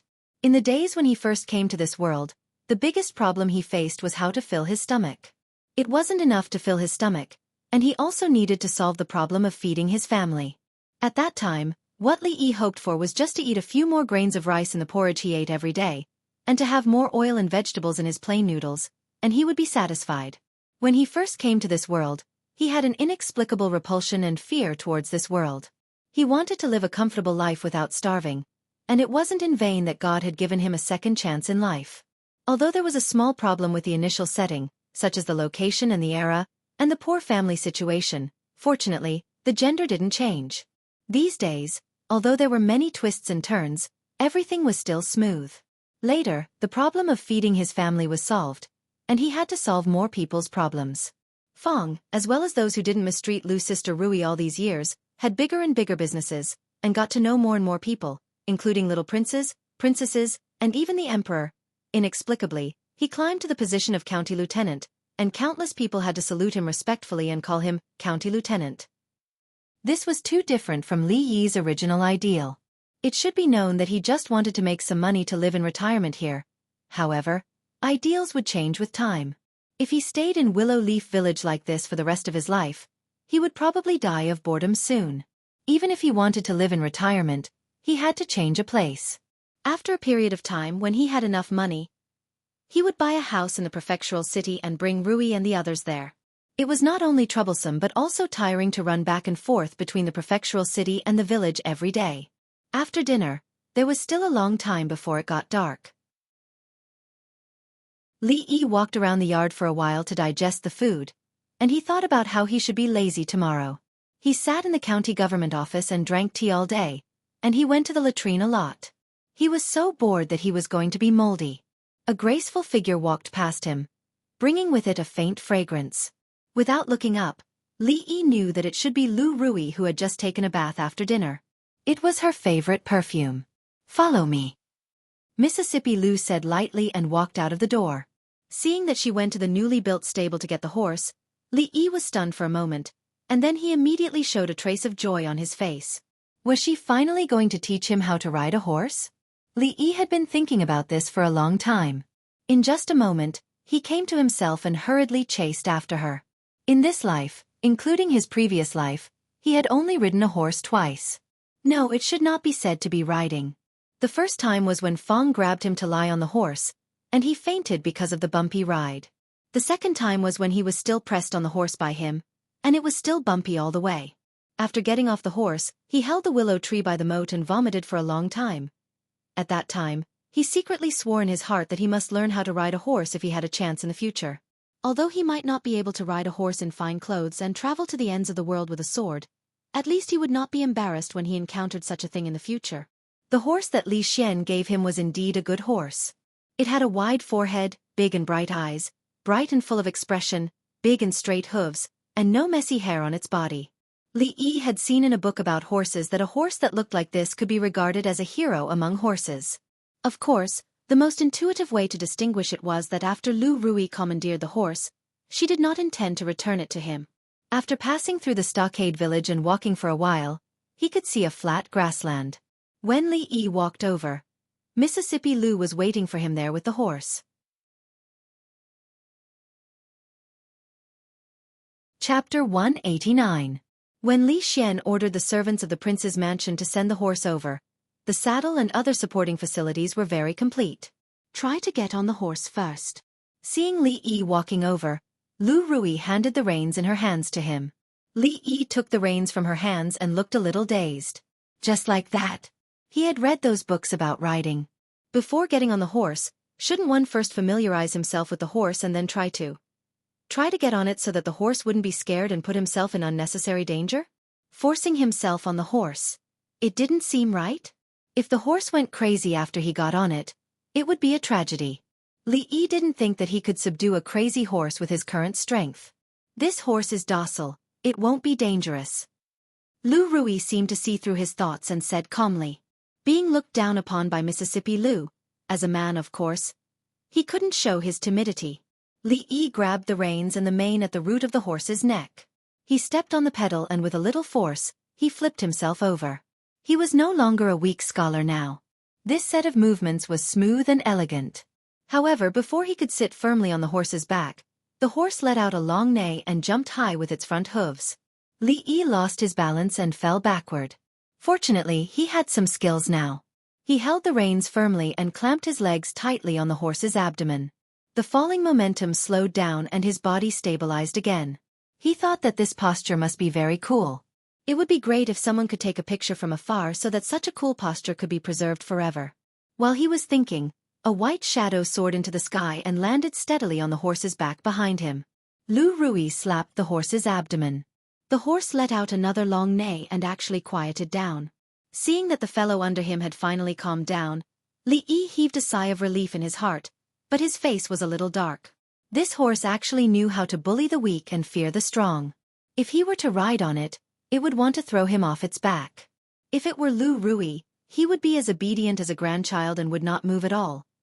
Wasn't he looking down on them? Hold the reins tight and clamp the horse's belly. Lu Rui reminded him and patted the horse's belly lightly. Li Yi then realized that this guy who bullied the weak and feared the strong started to trot. Riding on a horse was not as comfortable as Li Yi had imagined. The ride was very bumpy. In his previous life, he had even gotten dizzy from taking public transportation. However, the problem of car sick did not seem to be brought to this place, so he did not feel much discomfort. Lu Rui was explaining the technical essentials of horseback riding to him in detail, but Li Yi was not in the mood to listen. The space on a horse's back was originally small, so it was a little crowded for two people to ride on it. Even if Lu Rui deliberately kept a distance from him, their bodies would inevitably touch each other due to the bumpy ride. Feeling the soft feeling on his back from time to time, Li Yi was surprised. This little girl usually looked like she did not show anything, but in fact, she was quite sexy. He had underestimated her in the past. Then, he, who was not uncomfortable at first, gradually began to feel uncomfortable. "Do you remember what I said just now?" Lu Rui asked after telling him all the important details. "Ah, what?" Li Yi came back to his senses and then remembered that he did not remember a word of what Lu Rui told him just now. Lu Rui frowned slightly and realized that his mind was not on this at all. Just when she was about to speak, the horse suddenly stopped. She subconsciously tightened her grip on the horse's belly, but her body still leaned forward a lot. Her whole body was lying on the back of Li Yi. Feeling the softness on his back, Li Yi was a little stunned. He was sitting in front and saw an irrigation ditch in front of him. He thought that the horse would stop soon, so he was prepared and did not lose his balance. But then, Lu Rui's body pressed tightly against him. There was only one thought in his mind at this moment. Before today, he really underestimated her. This sudden situation was also unexpected for Lu Rui. When she realized that her chest was pressed tightly against Li Yi's back, she thought that along the way just now, it seemed that a rare trace of embarrassment appeared on her cold face.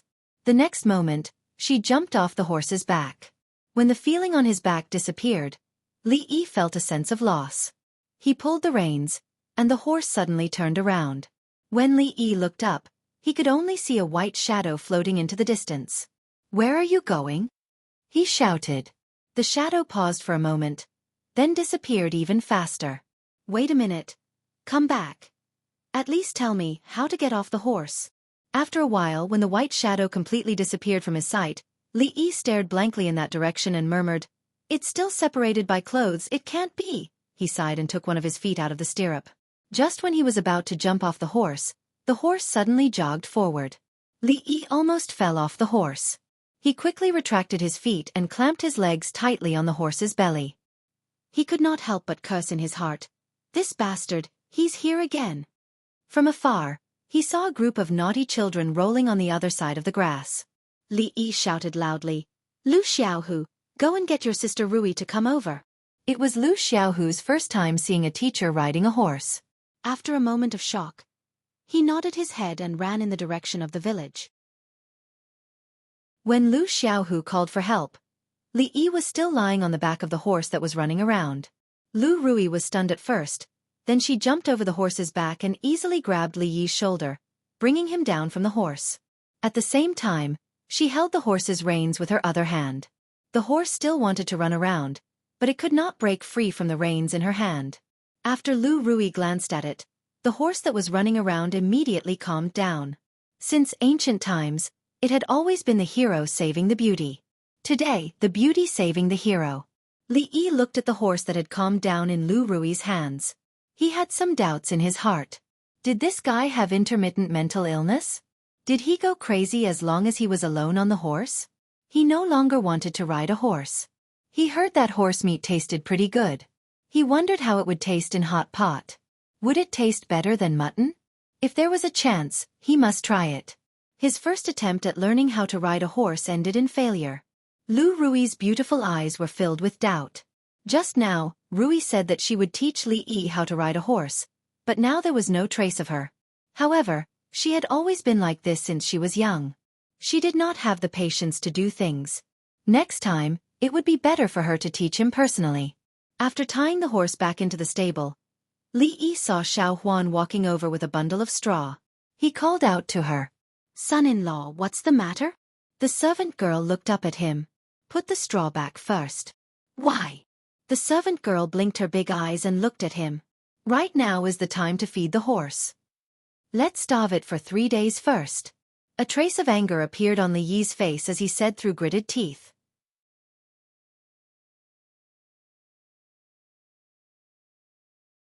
Chapter 190.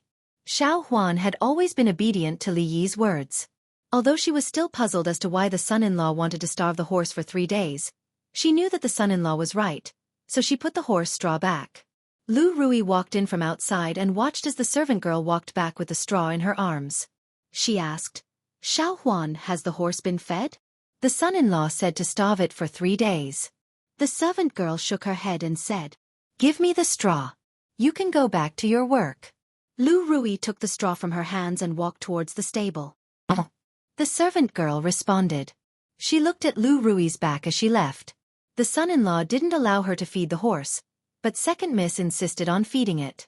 What if the son-in-law was unhappy? Forget it. She didn't want to think about it anymore. She would let the son-in-law and second miss solve this matter themselves. Thinking that she hadn't fed her little rabbit, the servant girl shook her head. She took some fresh vegetables from the kitchen and walked into the inner courtyard. When Lu Rui walked into the stable with the straw, Li Yi was squatting on the soft ground in front of the stable. He was holding a brush and a piece of white paper. He seemed to be making a rubbing of something. The sound of footsteps came from behind him. Li Yi stood up, and when he turned around, he saw Lu Rui walking over with the straw. Li Yi saw that there was nothing wrong with her expression. The straw didn't look like she was hiding a weapon, so he felt slightly relieved. After all, what happened on the horse was purely an accident. It had nothing to do with him. Although Mississippi Lu didn't have a good temper, she wasn't an unreasonable person. She didn't draw her sword and cut him, so she probably wouldn't take revenge later. However, just in case, it was better to confirm it first. He looked at her warily and asked, "About what happened just now, I didn't—" "Shut up." Lu Rui pretended as if nothing had happened. She did not want Li Yi to mention this matter. A trace of blush appeared on her pretty face again. She threw the straw into the food trough and glared fiercely at Li Yi before turning around and leaving. This time, Li Yi was finally relieved. It seemed that Mississippi Lu really didn't intend to care about this matter. However, it was the first time that he saw her blushing pretty face. The heroine of a generation turned into a shy little girl. Li Yi really couldn't adapt to it in a short time. In the stable, the crazy horse that bullied the weak and feared the strong was eating the straw and snorting. Li Yi raised his head and glanced at it. This time, for the sake of Rui, he would let it go. If it didn't know what was good for it next time, he would starve it for 3 days first. Otherwise, it wouldn't know how many eyes the Horse King had. With white paper and a brush, he drew the horse's hoofprints according to the real size on the soft mud around the stable and ordered some horseshoes from the blacksmith. Although this horse didn't give him much face, it was undeniably a good horse. It would be a pity if the horseshoes were worn out. The blacksmith's craftsmanship was good. Li Yi told him the requirements and got 4 horseshoes the next day. Out of professional habit, the blacksmith didn't ask Li Yi about the use of these things. He had been a blacksmith for many years, so he certainly knew the rules of the trade. Feng held 4 strange things in his hand and asked in confusion, "Young master, what are these for?" "Horseshoes."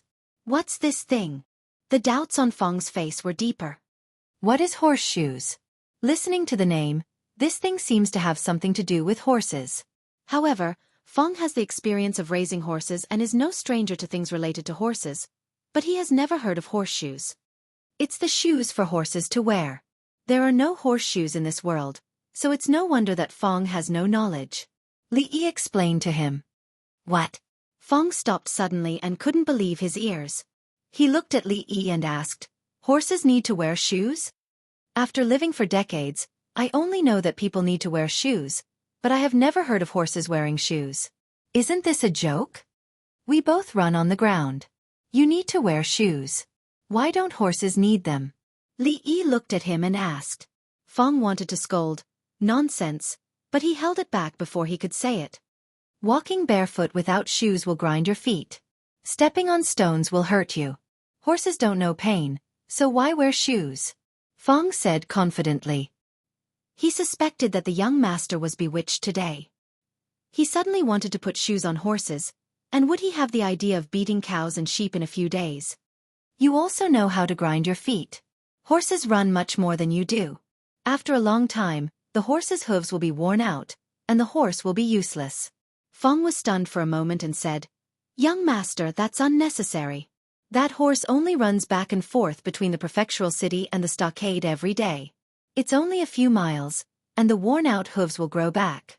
But according to what you said, the war horses in the army are often used, and the speed at which their hooves grow can't keep up with the speed at which they're worn out, so it's necessary to wear shoes." This time, Fong understood what Li Yi meant. He used to raise horses and knew that horses had to be used in moderation. If a horse was tied in the stable all day and not taken out to run, the horse's hooves would grow deformed. If it ran for a long time every day, the horse's hooves would be worn out. The former could still be saved, but the latter could only become useless. The young master's method was very good. After his reminder, Fong already understood that this strange thing probably needed to be nailed to the horse's hooves. Although the horse at home couldn't use this method, if the war horses in the army had this treasure, they would no longer have to worry about the horse's hooves being worn out. After listening to Fong's words, Li Yi was stunned for a moment. He only remembered that in the novels he read in the past, the protagonist invented horseshoes and immediately shocked the emperors and ministers. They would exclaim that such a simple method had never been thought of before, and they would be rewarded with money and an official position. He subconsciously thought that all horses should be nailed to the horse's hooves. After listening to Fong's words, it seemed that he really made an unnecessary move this time. However, since the horse's hooves had been nailed, it would be a waste of the money paid to the blacksmith if he didn't put it on the horse. 2 days ago, this guy had lost face in front of Rui. Later, he would ask the yamen runners to help tie this guy up and nail the horse's hooves. Presumably, this guy who bullied the weak and feared the strong had never seen such a situation. It was scared half to death. If it still behaved atrociously in front of him next time, he would eat horse meat hot pot in front of it. When Li Yi and Fong went down the mountain this time, they deliberately brought the horse down to nail the horse's hooves. In the open space not far from the county yamen, with the help of Fong, the yamen runners easily put down the horse and tied it up with its hooves facing the sky. The huge horse's eyes were full of fear and it let out a long neigh. However, its 4 feet were tied up and there were so many people around it that it couldn't struggle even if it wanted to. When Fong was about to nail the horse's hooves according to the method Li Yi said, a voice suddenly came from behind. "What are you doing here?" A woman wearing a yamen runner's uniform walked over. Chapter 191. "Hey, it's you, Arrestor Li." Fong knew that the female arrestor in the yamen was not an ordinary person. Li Yi had also specifically warned him not to provoke her. Fong stopped what he was doing, turned around, and explained with a smile. "Young master said that if we nail the horse's hooves, we won't have to worry about the horse's hooves being worn out." Emingzu watched as the yamen runners held down the horse. The man who had been following Li Yi stuck a strangely shaped iron piece on the horse's hooves one by one and fixed it with iron nails. He stood there and fell into deep thought. The maintenance and replacement of horses in the army cost a lot of money every year. More than 90% of horses were scrapped because their hooves were too worn out. Without hooves, horses naturally could not charge and break through enemy lines. Over the years, no one had thought of solving the problem that had troubled generations of emperors and ministers with just a few small iron pieces. After the iron pieces were nailed on the horse's hooves, the yamen runners dispersed. The horse immediately stood up and was led by Fong. It kept spinning on the spot, and the horse's hooves stepped on the bluestone slabs, making a clear sound. Anyone with a discerning eye could see the use of the iron pieces at a glance. After the iron pieces were nailed on the horse's hooves would not be in contact with the ground. This way, the horse could avoid being worn out. It only needed to change the iron pieces after a period of time. From then on, the imperial court would not have to worry about the huge amount of horse expenses every year. The service life of a warhorse would be greatly extended. In the long run, how much money would be saved? Emingzu was different from Li Yi and Feng. She was the princess of a country. When she thought about problems, she would often think from the perspective of the country. In a short moment, she thought of these things. It could be said that the contribution of this small iron piece had surpassed all the previous contributions, including writing rules for disciples, teaching cardiopulmonary resuscitation, and that novel interrogation method. These were not the work of a day and night, and could not be compared to the direct benefits created by this iron piece. Where is Li Yi? She stepped forward and looked at Feng, her eyes slightly moving. In the county office. Feng felt guilty under her gaze, so he pointed to the county government and said, Li Yi was in the county government. All the work had been assigned to him. After sitting in the duty room for a long time, he felt bored and decided to go out for a walk. After all, the county magistrate was one of the most powerful people in Anxi County. How could he always sit in the yamen? The higher his official position was, the more he had to mingle with the people. Therefore, he planned to take a stroll on the streets and experience the hardships of the people. Of course, he could also take the opportunity to relax. Before he could walk out of the gate of the county government, he was blocked by Emingzu. What's up? Li Yi looked at her and cursed his bad luck. He should have left a long time ago. Normally, if he bumped into her at the yamen, nothing good would come out of it. How did you come up with the idea to nail the iron under the horse's hooves? Emingzu looked at him and asked. She was very curious. Why did he think of a problem that no one had thought of for thousands of years? Because if the iron is nailed, the horse's hooves won't be worn out. Li Yi said matter-of-factly. Emingzu was slightly stunned. His answer seemed to be nonsense, but after thinking about it carefully, it seemed to make sense. The difference was that he was the only one who had thought of this for so many years. Looking at the expression on Mingzhu's face, Li Yi knew that he might not be able to experience the hardships of the people on the streets today. As expected, after a while, he returned to the duty room and wrote down the manufacturing method of horseshoes, how to nail the horse's hooves, and how to change the horseshoe in detail. There was no concept of patent in this world. It seemed that this time, the invention of horseshoes was destined to be given to the country, and it was destined to be a one-way trip. Mingzhu's bad habit made Li Yi feel that his remaining value was squeezed out. He received a meager salary as a county magistrate, but he did great things that benefited the country and the people. The salary he received was seriously inconsistent with the value he created. The evil feudal society was more exploitative than the capitalist society. After Li Yi finished writing, Emingzu put the papers into an envelope. Without even saying a word of thanks, she disappeared in the blink of an eye. Li Yi shook his head and sighed. At the same time, he lamented that he had met the princess. Send this letter to the capital at the fastest possible speed and hand it over to Imperial Father personally. Not long after, in an exquisite courtyard in Qing'an Prefecture, Emingzu handed the envelope to an armored man. Don't worry, Princess. I will definitely hand this letter to His Majesty as soon as possible. The guard of the princess's residence responded solemnly, flipped onto his horse, and quickly disappeared from sight. Just how much more ability does he have? Emingzu muttered to herself as she looked ahead, her eyes slightly dazed. Lord Qin, why don't I give you 10,000 taels of silver and you solve the problem of changing warhorses this year? In the imperial study of the imperial palace in the capital city, a man with a square face and a dignified expression waved his sleeves and glared angrily at another person opposite him. The person opposite him laughed bitterly and said, Lord Yen, 10,000 taels of silver is not a small amount. Last year's disaster was severe and a lot of money was spent on disaster relief. This year, the taxes of a few provinces have been reduced and the national treasury is not full. Besides, a few days ago, the Ministry of War has already allocated 100,000 taels of silver. Now that Lord Yen is asking for 50,000 taels of silver, where do we have that much money to give you? The man frowned and said, That 100,000 taels of silver is the army's provisions and pay. Don't confuse it with this matter. Lord Yen, please don't make things difficult for the Ministry of Revenue. 10,000 taels of silver is the limit we can give. The Minister of Revenue looked at the man opposite him and showed no signs of relenting. The man huffed coldly and said, "Recently, the border has been in a state of emergency several times. Sooner or later, we will have to go to war with the Qi Kingdom. At this critical juncture, our Jing Kingdom doesn't even have usable war horses. Don't tell me Lord Qin doesn't know the importance of this matter?" Hearing this, the Minister of Revenue did not say anything else. He could not bear the consequences and looked pleadingly at Emperor Jing, who was sitting at the top. In the imperial study, Emperor Jing watched the two ministers of the Ministry of War and the Ministry of Revenue oppose each other.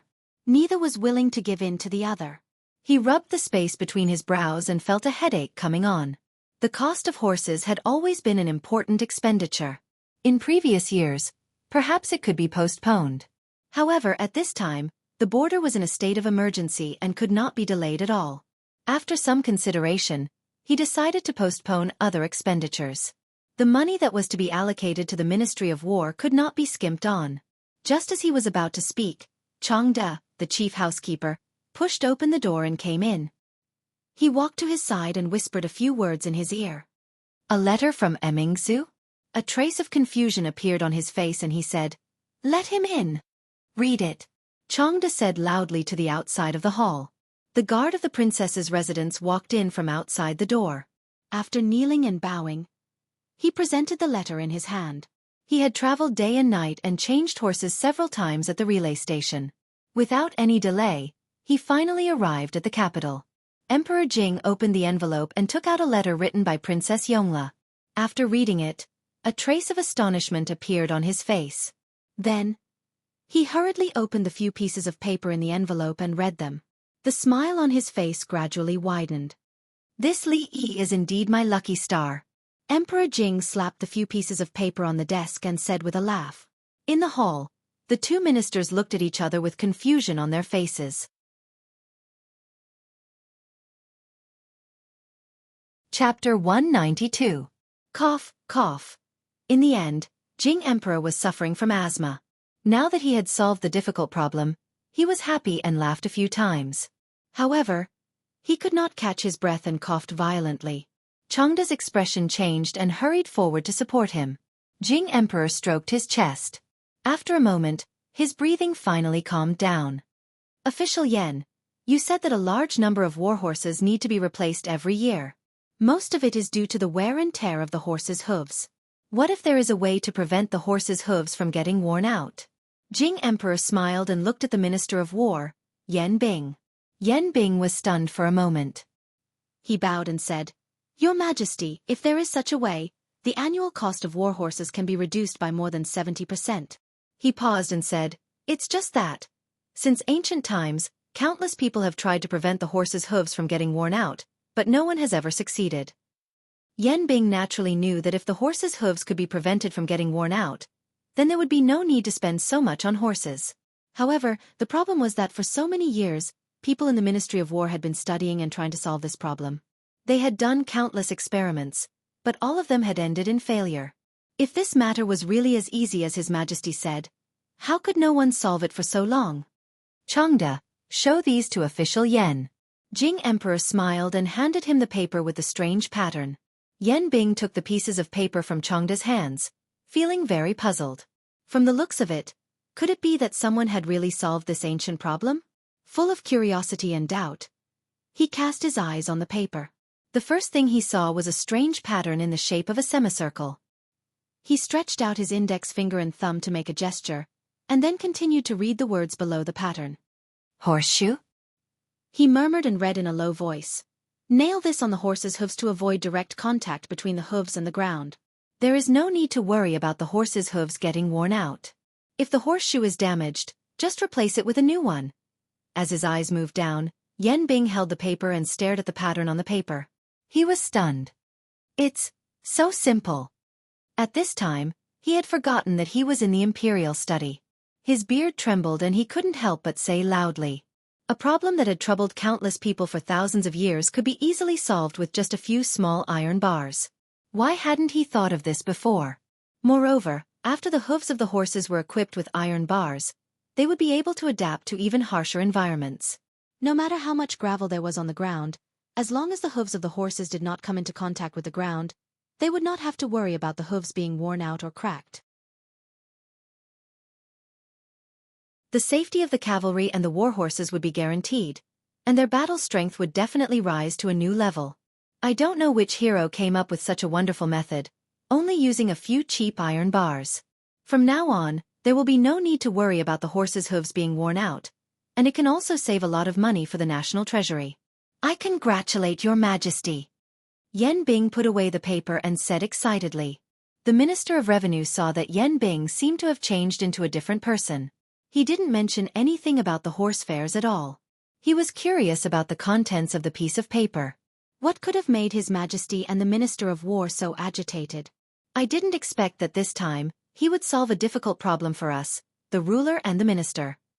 Emperor Jing was in a good mood. He touched the short beard on his chin and said, I originally wanted to let him train there for a few years before transferring him to the capital. If I reward him again and again, I'm afraid that it will breed his arrogance. Forget it, I will remember this credit for him for the time being and calculate it all in the future. Chongde naturally knew who the he that Emperor Jing was talking about was, but the two ministers were confused. They only knew that the emperor attached great importance to this person who had come up with the plan, and seemed to entrust him with great power in the future. They just didn't know who this person was. After all, they had been the ruler and the minister for so many years, but they had never seen His Majesty attach so much importance to anyone. Li Yi had waited for several days, but Emingzu did not mention anything about rewards. Well, this time he had really worked in vain again. Perhaps she treated a few small iron bars as treasures. The emperor and the court did not care about them at all. This woman had long hair and short knowledge. She made a fuss when she saw a novel thing and made him look forward to it for nothing. He thought that the emperor would reward him with a few acres of land and a few bolts of silk. Then, he would not have drawn those pictures and written those words in vain. It seemed that he had thought too much. It was really boring in the yamen. He changed into casual clothes and leisurely walked out of the yamen without asking Fang to follow him. Qing and Prefectural City was the center of Qing and Prefecture's culture, economy, politics. Anyway, it was the center of everything. Except for festivals, it was usually very lively. Li Yi wandered on the street, inspecting the people. Along the way, he saw many acquaintances. The Liu family's candied haws had now taken root in the prefectural city. On every street, there were Willow Leaf Village villagers holding candied haws. Most of them were from the Liu family. Sometimes when they saw Li Yi, they would warmly greet him. Every day, they only needed to hold a stick full of candied haws and stand there. They didn't need to shout or hawk their wares, and business would automatically come to them. Every day, they would bring back a lot of copper coins. Such an easy way to make money, they didn't even dare to think about it a few months ago. Although they still had to hand over half of the profits, which made them uncomfortable, the remaining half was enough for them to live a comfortable life that they didn't even dare to think about before. Fang and the others were the first to sell candied haws. For a period of time, the business was handed over to their wives or trusted relatives. Now, the supplies of Rui workshop were all provided by the prince's mansion. The workshops in the village had stopped, so they were all free. Sometimes, they would come here to have a look and supervise. As the earliest employees, they all had dividends from the profits of Rui dew and spirits. At the end of every month, they just had to sit at home and count the money. When passing by Rui workshop, Li Yi stood at the door and looked around. There were many customers. At first, the girls were a little unfamiliar with this place. Now, they had taken care of everything here. He looked at it from afar and didn't go in. Next to Rui workshop was the Hua market. Li Yi had been there once before. In ancient times, there was a lack of entertainment activities. Naturally, it couldn't be compared to the cinema or KTV in modern times. But now he had no choice. Listening to a few songs and watching a few songs and dances was much better than sitting in the county government office and staring blankly. The Hua market was very spacious. There were many temporary viewing sheds. They were very simple and were surrounded by railings. Inside, there were opera singers, dancers, and singers.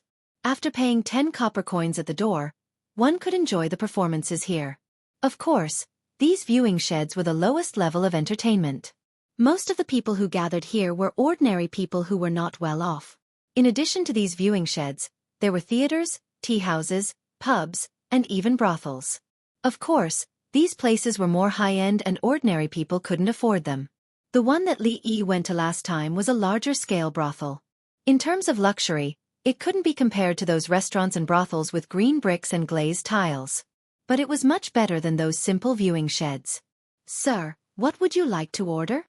It was still the waiter from last time. When he saw someone coming in, he asked with a smile, "What do you have here?" Li Yi had drunk a lot of tea in the government office recently. Moreover, the tea here didn't taste good. He didn't plan to drink it this time. "Tea," the waiter said with a smile. "What else?" "Only tea." The waiter smiled a little awkwardly.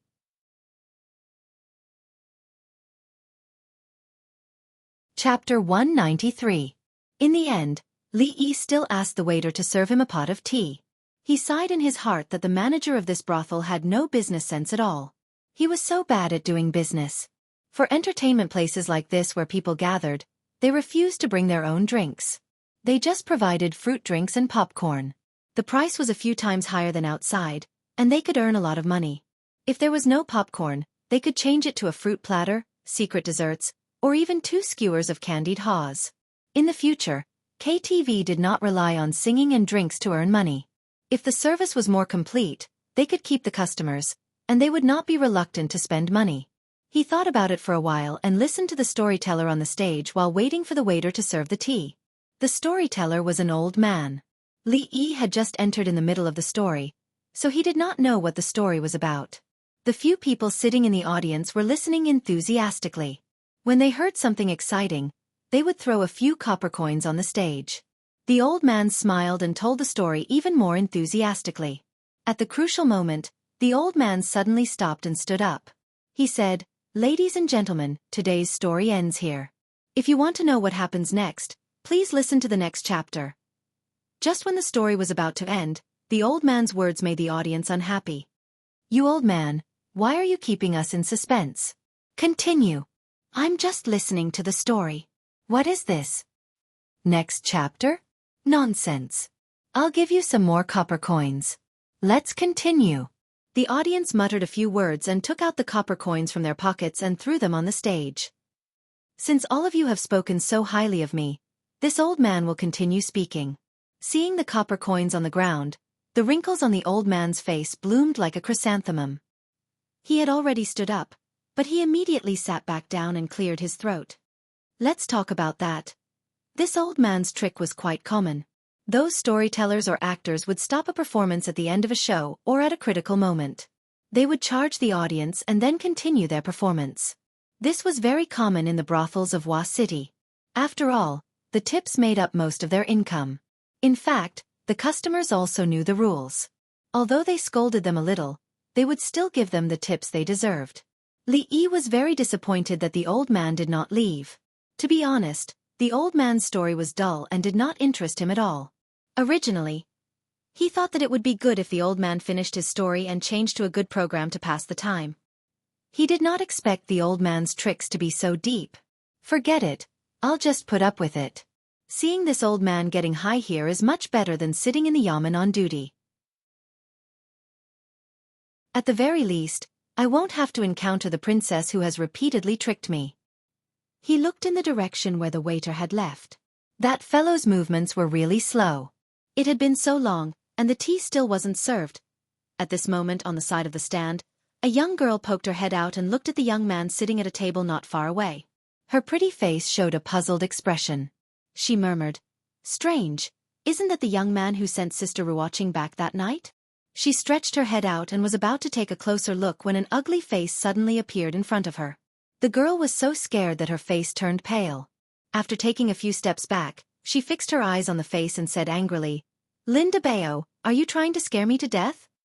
The waiter clutched his stomach and said with a complicated expression, "Xiao Zhu, help me take this pot of tea to that young man over there. I think I have a stomachache." The waiter pointed at the teapot on the side and ran away after saying that. The girl patted her chest. She was really scared just now. She mumbled something before picking up the teapot and walking over. Li Yi was still thinking about whether he should complain about the waiter's efficiency later. He saw a girl about 15 or 16 years old come over and put a pot of tea on the table next to him with a slight smile. She said, "Young master, your tea is here." The waiter didn't come.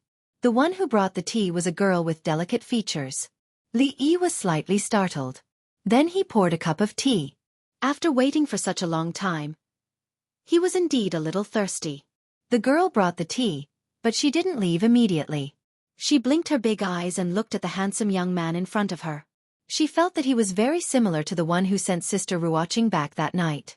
However, it was too late at that time, and she didn't see his appearance clearly. Naturally, she wasn't too sure now.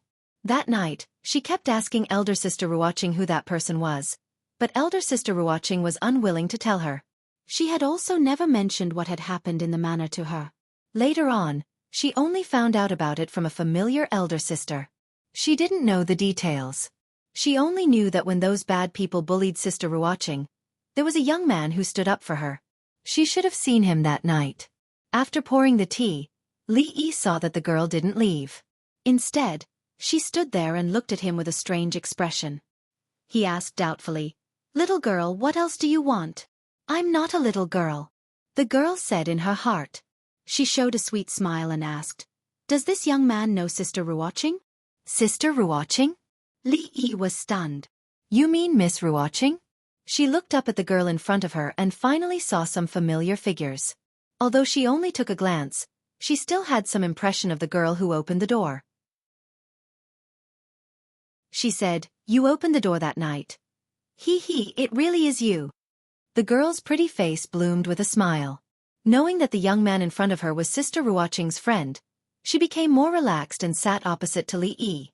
"My name is Xiao Zhu. What is young man's name?"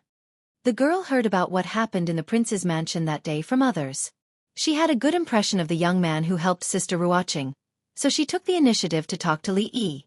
"Piglet." Li Yi didn't have time to tell the girl his name. He was surprised by the name, Piglet. How could such a lively girl have such a name? He didn't know what her parents were thinking. Although it was popular in this era to have a cheap name, but for a girl to have such a name, how much criticism must she have suffered since she grew up? The girl saw Li Yi's expression and knew what he was thinking. After all, since she was young, many people laughed at her because of this matter. Her real name was naturally not Xiao Zhu, but Chen Yuzhu. Only people who were familiar with her would call her that. Originally, she felt that this young man was handsome and familiar with Sister Ruoqing, so she was naturally closer to him. However, thinking that he actually misunderstood her name, the girl couldn't help but pout. "Stupid young man, my name is Chen Yuzhu, the Pearl of Zhuyu, not the kind with a long nose and big ears." She pouted and muttered a few words. Of course, the first 3 words were said in her heart. After listening to the girl's explanation, Li Yi realized that he misunderstood her name. In order to cover up his embarrassment, he took a sip of tea and asked, "When will this storytelling end? What's the next performance?" The girl wrinkled her nose and asked, "Is Grandpa Sun's storytelling not good?" "It's just so." The old man didn't have it easy, so Li Yi didn't belittle him too much and said casually, "Grandpa Sun is the best storyteller in the brothel. His stories are also the most popular in the market. Many people like his storytelling. It's not ordinary." The girl was a little unhappy with what Li Yi said.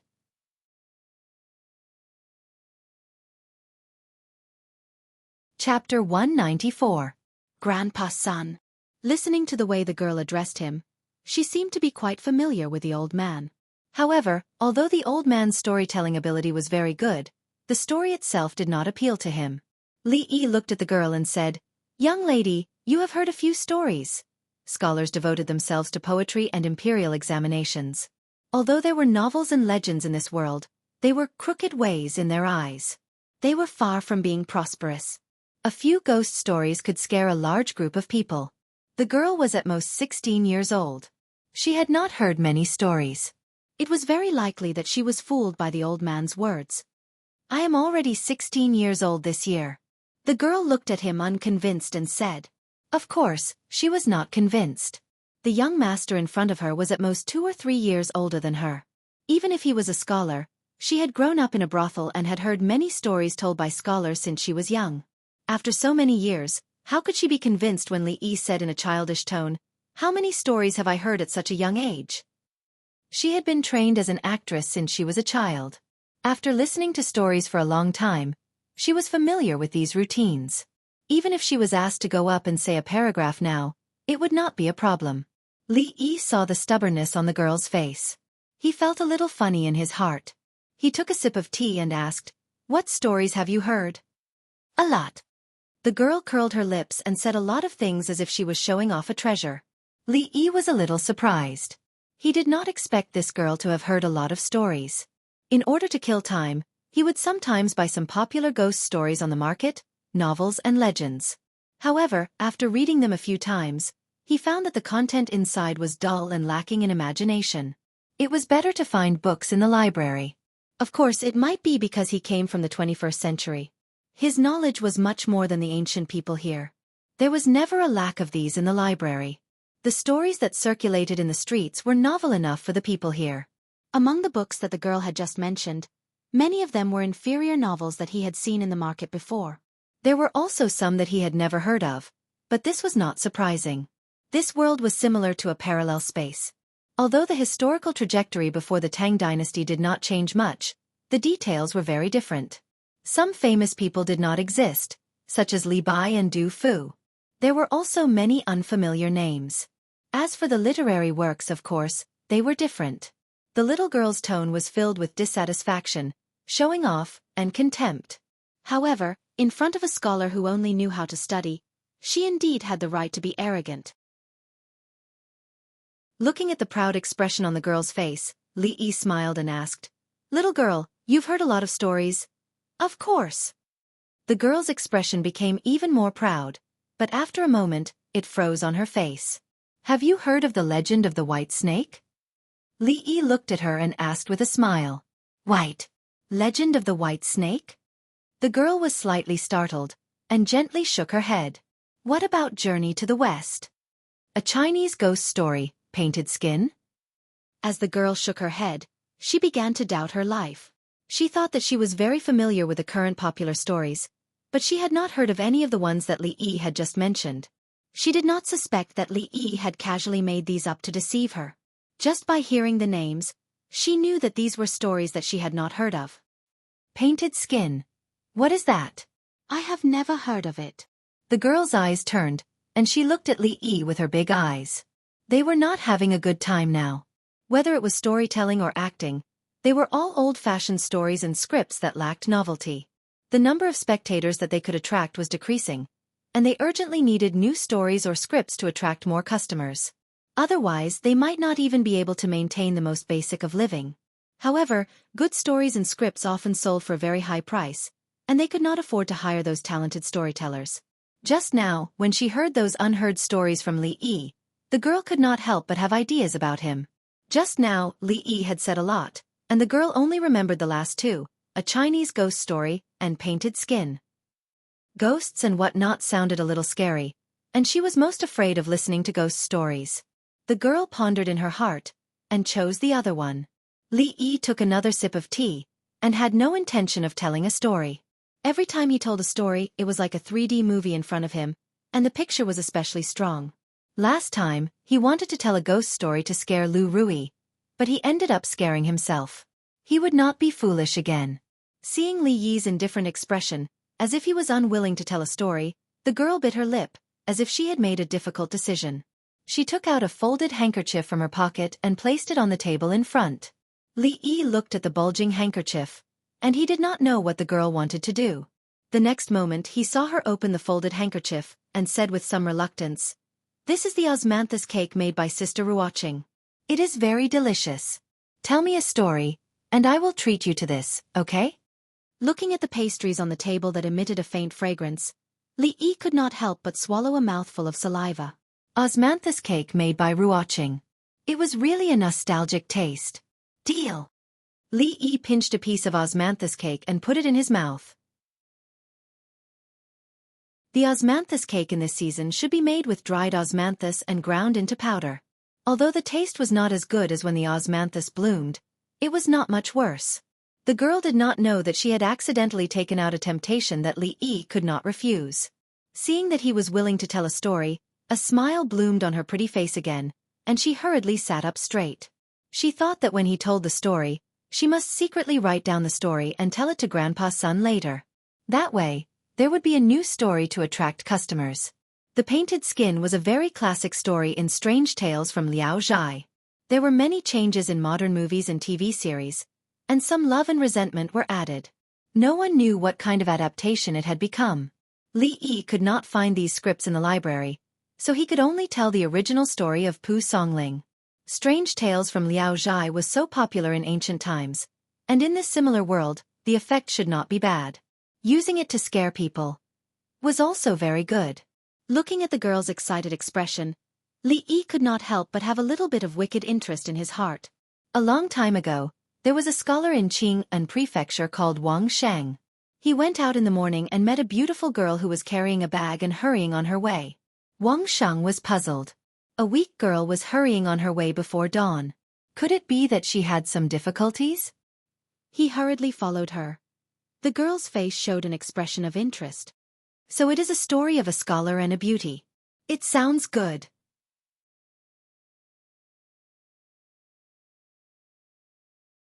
Chapter 195.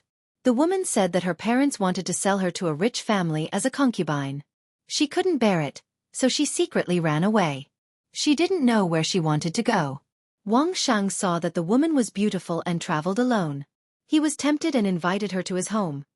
In order to see Rui's frightened expression, Li Yi had told her the story of the painted skin. Now he was familiar with it. He ate the osmanthus cake given by the young girl and drank a cup of tea to moisten his throat before continuing. The young girl had a general idea of what kind of story this gentleman was telling based on her years of experience listening to books. The scholar named Wang Shang helped the woman who was in a hurry.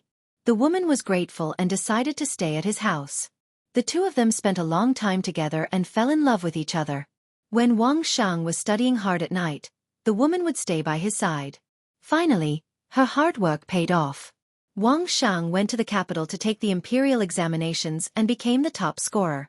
He returned to his hometown in glory. From then on, the two of them lived happily together and became a story to be told. If the plot was even more bizarre, after Wang Shang became the Zhuang Yuan, he was chosen by the princess or the daughter of the prime minister, and became the son-in-law of some high-ranking official. The woman waited at home every day, but there was no news of Wang Shang. So, she packed her luggage and traveled thousands of miles to the capital to act out the story of searching for her husband. She had heard stories like this since she was a child, and her expectations for the story told by the young man in front of her had dropped a bit. However, there was one thing that made her curious. The name of the story seemed to be Painted Skin. What did painted skin mean? Was Wang Shang's painting skills very exquisite? Wang Shang and the woman spent a few days together. One day, he was bumped into by a Taoist. The Taoist turned around and saw Wang Shang. He was very surprised and asked Wang Shang, "What happened to you recently?" Wang Shang shook his head and denied it. The Taoist said, "You have evil energy lingering around you. How can you say nothing?" Wang Shang tried his best to defend himself. The Taoist shook his head and said, "What a fool! There are people in this world who don't realize that death is at hand." After listening to this part, the young girl's expression became a bit confused. Wasn't he going to the capital to take the imperial examination? Why did the Taoist priest come out? What did he mean by death is near? This story seemed to be different from the stories she had heard before. Thinking of this, the girl's curiosity was fully aroused, and the expression on her pretty face gradually became serious. When Wang Shang returned home, he discovered that the courtyard gate was blocked from the inside, and he couldn't enter. He suspected that it was the person blocking the door, so he climbed over the broken wall and tiptoed to the window to peep. He was so scared that all his hair stood on end. He saw a ferocious-looking demon with emerald skin and long sharp teeth, like saws. The evil ghost spread a piece of human skin on the couch and started drawing on it with a colored pen. After a while, she threw away the pen and lifted the human skin. Like shaking clothes, she draped the human skin over her body and turned into the woman who had been with Wang Shang day and night. Ah! When Li Yi reached this point, the girl's face turned deathly pale and she suddenly let out a scream. "Ghost!" Li Yi's voice stopped abruptly. He didn't deliberately stop at the exciting part to ask for a tip, but the girl's scream scared him. He had seen countless horror movies, so his imagination was much better than the people of this era. The image of the female ghost just now was like a 3D movie rolling in his mind. The girl's scream was like a surround sound effect added to the movie, so immersive that it couldn't be any more real. He glared at the girl, ate a piece of osmanthus cake, and drank a cup of tea to calm down. Oh my God! After the girl let out a scream, a man behind her suddenly jumped up from his seat, knocked his knees on the stool, and hurriedly squatted down, holding his knees and inhaling. Little girl, what are you yelling for? The man glared at the girl, grimaced in pain, and his tone was full of resentment. Just now, he was listening to the story attentively. The evil ghost actually painted on human skin, and after the painting was done, she could wear the skin to become a human woman, and the scholar even had sex with the evil ghost every night. Thinking of this scene, his heart was a little scared. This was too king scary. Suddenly hearing the girl's ghost scream, he was scared out of his wits, and all the hair on his body stood up, and he subconsciously jumped up. That's right, listen to the story, don't yell blindly. Scholar, continue to tell the story. What happened to Wang Shang after he saw the female ghost? There were a few men sitting around the big man, and they were probably eavesdropping on Li Yi scaring the girl. He was kind enough to tell the girl a story, and they were startled by the scream just now. When they came back to their senses, they all urged. On the platform not far away, the old storyteller's voice became smaller and smaller, and a surprised look appeared on his face. Just now, the guests who were listening to his story, what did they do over there? He had already told an important story, and according to the usual practice, these people would be happy to hear it, and they would definitely give him money. But now, even the people were gone, so what king money was there to give? The old man looked at the scholar who was sitting there surrounded by people, and he couldn't help but frown. Could it be that this young man was sent by someone else to mess up the place? When he saw the guests slap the copper coins on the table in front of him, and there was even a piece of silver among them, the old man was even more determined in his heart. Snatching business here, those people were getting more and more overboard. Here the reward is for you. Continue to tell the story. After the first man put a few copper coins on the table, several people followed suit. The evil ghost painted on human skin. The story told by the scholar just now was much more exciting than the one told by the old man on the platform. Several people mistook him for a new storyteller, and when they took out their rewards, they were much more generous than when they threw money on the platform. Although the girl didn't put any copper coins on the table, she still looked at Li Yi with longing in her eyes. What about the rest of the story? For people thousands of years in the future, a horror story like The Painted Skin was simply too weak. The atmosphere of horror was far from comparable to those 3D horror blockbusters. But this was ancient times, and half of strange stories from a Chinese studio was enough to scare timid people into not daring to go out at night. It was said that when The Painted Skin was filmed in Hong Kong in the 60s, many people believed it to be real, and after watching it, they were scared to death. However, although it sounded scary, many people liked this kind of thrilling feeling. Li Yi couldn't understand this girl's behavior. She was obviously scared to the point that her face was pale, so why did she still want to listen? Even if she wanted to listen, he didn't dare to continue. When the 3D movie was playing in his mind, if she screamed a few more times like she did just now, Li Yi wasn't sure if his little heart could take it anymore. Being responsible for the young girl's young heart, and not letting her have some lingering trauma, Li Yi decided to stop here. I'll tell the rest of the story when I have the chance. Under the girl's stunned gaze, he stood up from his seat and packed the rest of the osmanthus cake to take away. After a few steps, he turned back and kept the copper coins on the table. Although the money was a little less, at least it was his own labor, and it was shameful to waste it.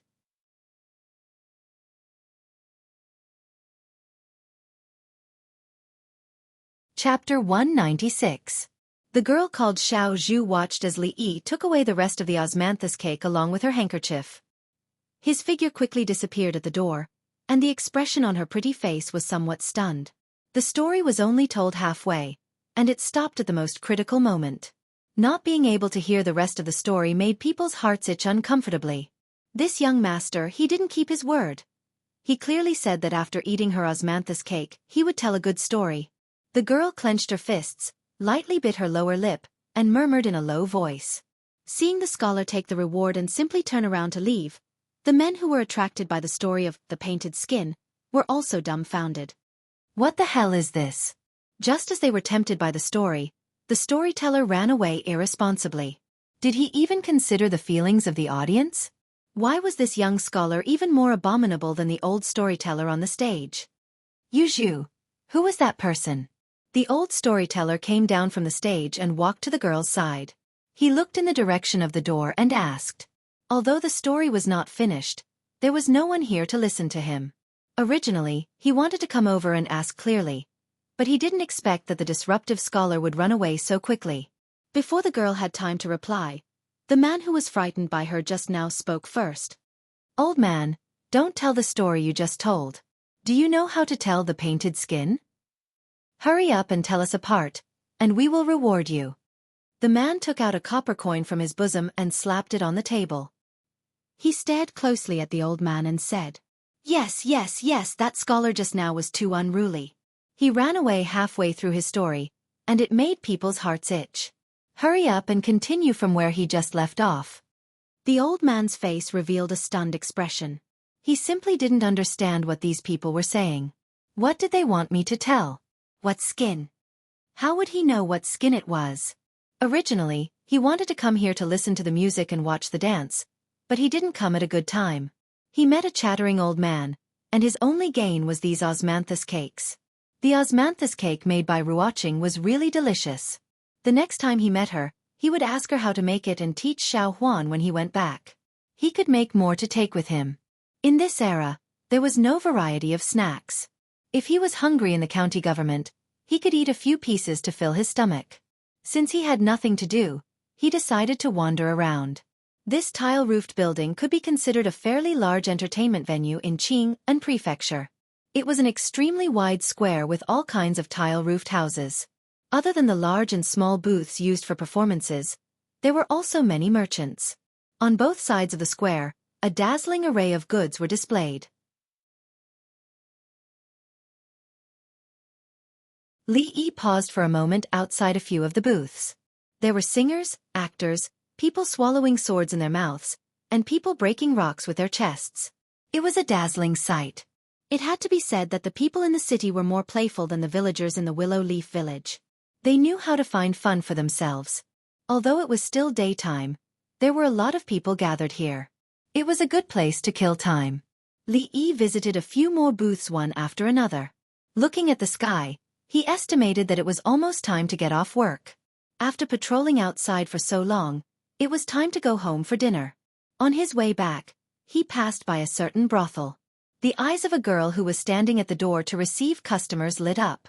She hurriedly took a few steps forward and grabbed his arm. "Child, come in and play." Her coquettish voice gave Li Yi goosebumps, and he hurriedly flung his arm away from her hand. The brothel here was not as high-end as the Jade Courtyard. There were no prostitutes to accompany you to recite poems and songs, talk about life and ideals. The purpose of men coming here was very simple, which was to satisfy their physiological needs. Li Yi had endured for more than 20 years in his previous life. He had only experienced a few months in this world, so his physiological needs were not so strong. Moreover, in any case, he could not give up his first time here. The heavily made-up brothel girl saw that the handsome young man in front of her didn't seem to have that kind of intention. She wanted to give up, but she was unwilling. It was very difficult to meet such an outstanding customer here. She simply clenched her teeth and said, "Young master, come in with me." "I won't take your money." Although she was a prostitute and was in the flesh business, she would still be a little annoyed when she had to face those old and ugly patrons every day. If she could have sex with such a young gentleman, she would be willing to pay for it. No charge. Li Yi was shocked because of this sentence. It turned out that what Li Xian said last time was not a lie. He could really go to a brothel without paying for it. However, the situation now was a little different. This girl with shining eyes did not give him such a big discount because of some poems or essays. Most likely it was because he had the potential to be a gigolo. He struggled out of the girl's hand as if he was escaping. The girl seemed to be very disappointed. In the end, she even showed that she wanted to pay for it. After apologizing repeatedly, Li Yi hurriedly left. He secretly sighed in his heart, "The young ladies in this world are really passionate and unrestrained." After leaving Wa City, he was not in the mood to stroll anymore. When he returned to the county government, He directly went to the back office to ask Fong to go back with him. Your Excellency, Brother Fong went out to buy something. When Fong was not there, a yamen runner ran over and said. Fong had nothing to do in the county government all day, so he became familiar with these yamen runners. Usually, he called him Brother Fong. Forget it. When he comes back, tell him that I am going back first. According to Li Yi's understanding of Fong, after buying something on the street, he did not know how long it would take. He was too lazy to wait for him to come back. He rented a carriage and slowly drove out of the prefecture. At the same time, in the Willow Leaves village, Xiaofan looked a little anxious. The little rabbit that was given to her by the son-in-law was lost. Why don't we go outside and look for it? Maybe it ran out because it was hungry. Lu Rui looked at her and comforted her. No, I just fed it this morning. Xiao Huan's voice sounded like she was about to cry. She had raised that rabbit for a long time and already had feelings for it. She felt very sad that it was lost for no reason. In the past, even if she let the rabbit out, it only moved around in the yard. Sometimes it would run out, but it would not run very far. After a while, it would run back on its own. But today, she had searched the yard and the surrounding area, but still found nothing. I still can't find it. Maybe it sneaked away. Lu Rui walked in from outside. She had expanded the scope of the search, but still couldn't find the rabbit. Although Xiao Huan was not very willing to believe it, she also knew that this rabbit was originally caught from outside. Maybe it also had its own family. If someone wanted to separate Xiao Huan from Miss and the son-in-law, she must be very sad in her heart. I hope the little rabbit can find its family. The little servant girl sighed and murmured, Child, should I still wait here tomorrow morning? The servant of the carriage sent Li Yi to the foot of the mountain. The mountain road was in front of him, and he asked before leaving. No need. Li Yi waved his hand. Last time when he nailed the horse's shoes, it seemed to be frightened and did not act wildly in front of him again. It obediently stopped jumping around. When he went out tomorrow, he could ride it. The servant drove the carriage back. Li Yi walked alone on the mountain road, thinking that there was still a long way to go back to the stockade village. He had to realize his dream of buying a big house in the city as soon as possible. Willow Leaves Stockade used to be a mountain bandit village. When building the village, it was natural to consider whether it would be easily destroyed by the troops sent by the government. On the way, there were rugged mountain roads. Some places could only allow one person and one horse to pass. It was easy to defend and difficult to attack. As a mountain bandit village, its location was not bad. But as a village, it was extremely difficult to go out, hiding in the deep mountains. It was also reasonable that several generations of villagers were so poor. Haha, County Magistrate Li, why didn't Fong Laosan follow you today? Li Yi walked through a dense forest. Suddenly, a sound came from the forest. He stopped in his tracks and looked up. He saw a person walking out of the forest and looking at him with a smile that was not a smile.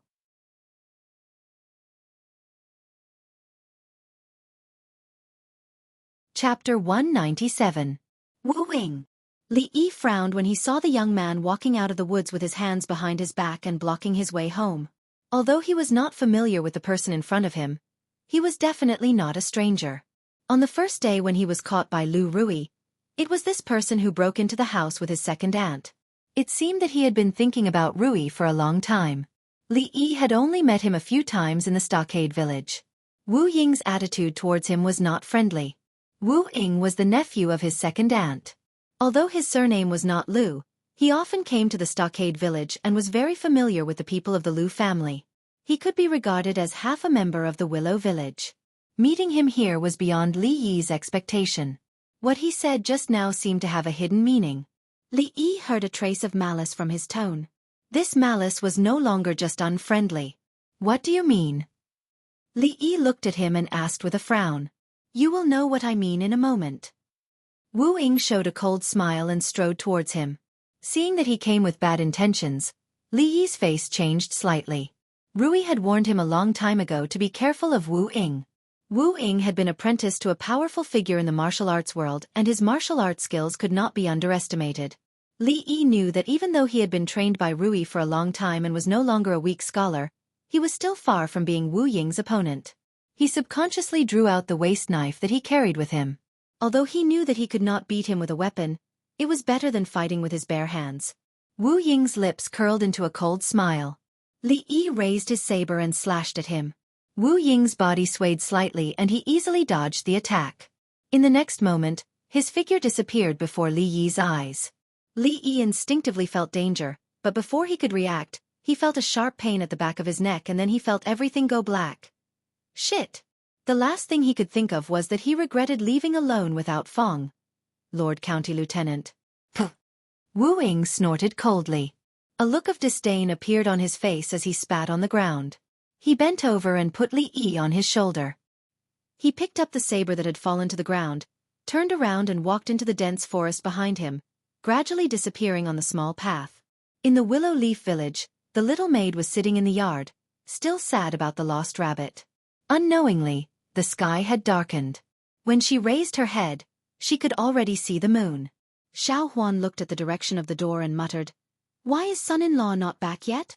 According to the usual situation, the son-in-law should have reached home more than 2 hours ago, right? Could it be that there was a delay in the yamen? The little servant girl was distracted by this matter. At this time, Lu Rui walked out from the courtyard and asked in puzzlement, "Xiaofan, is son-in-law not back yet?" "No." The servant girl shook her head, stood up and said, "I'll go ask Uncle Fong." Son-in-law had always been with Uncle Fong. If Uncle Fong did not come back, it should be that son-in-law was busy with something. In the past, he would occasionally sleep in the shop and not come back.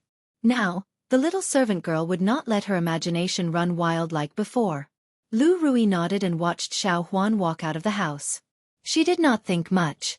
Xiaofan went out for a while and came back with Fong. "What, son-in-law is not back yet?" Fong looked at his sister Rui with a face full of puzzlement. The mutton at home was gone. Before he came back today, he went to the butcher's shop to buy some mutton for dinner. He left for at most an hour.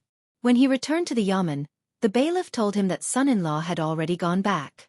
Fong had to go back to the stockade by himself. After returning, he did not come back to take a look. Just now, the stove at home had been set up and the charcoal was burning brightly. Fong was about to sharpen his chopsticks to eat the mutton when Xiaofan came to ask about son-in-law. When he heard that son-in-law had not returned, Fong put down his chopsticks and hurried over. Could he be at Rui workshop? Lu Rui looked at him and asked. This was also a possibility. If he did not return to the stockade, he would most likely be sleeping at Rui workshop. Fong shook his head and said firmly, "That's impossible. I came back with the girls in the shop. Son-in-law did not go to the shop today." The worker at the cart shop also said that he saw son-in-law go up the mountain with his own eyes. "How about I go to Uncle Han's place? Son-in-law often goes to Uncle Han's house recently." When the young maidservant spoke again, her pretty face was already filled with anxiety. "I'll go." Hearing this, Fong turned and went out of the courtyard. Eldest Miss had asked him to protect son-in-law. Now that there was no news of son-in-law, Fong was also extremely anxious.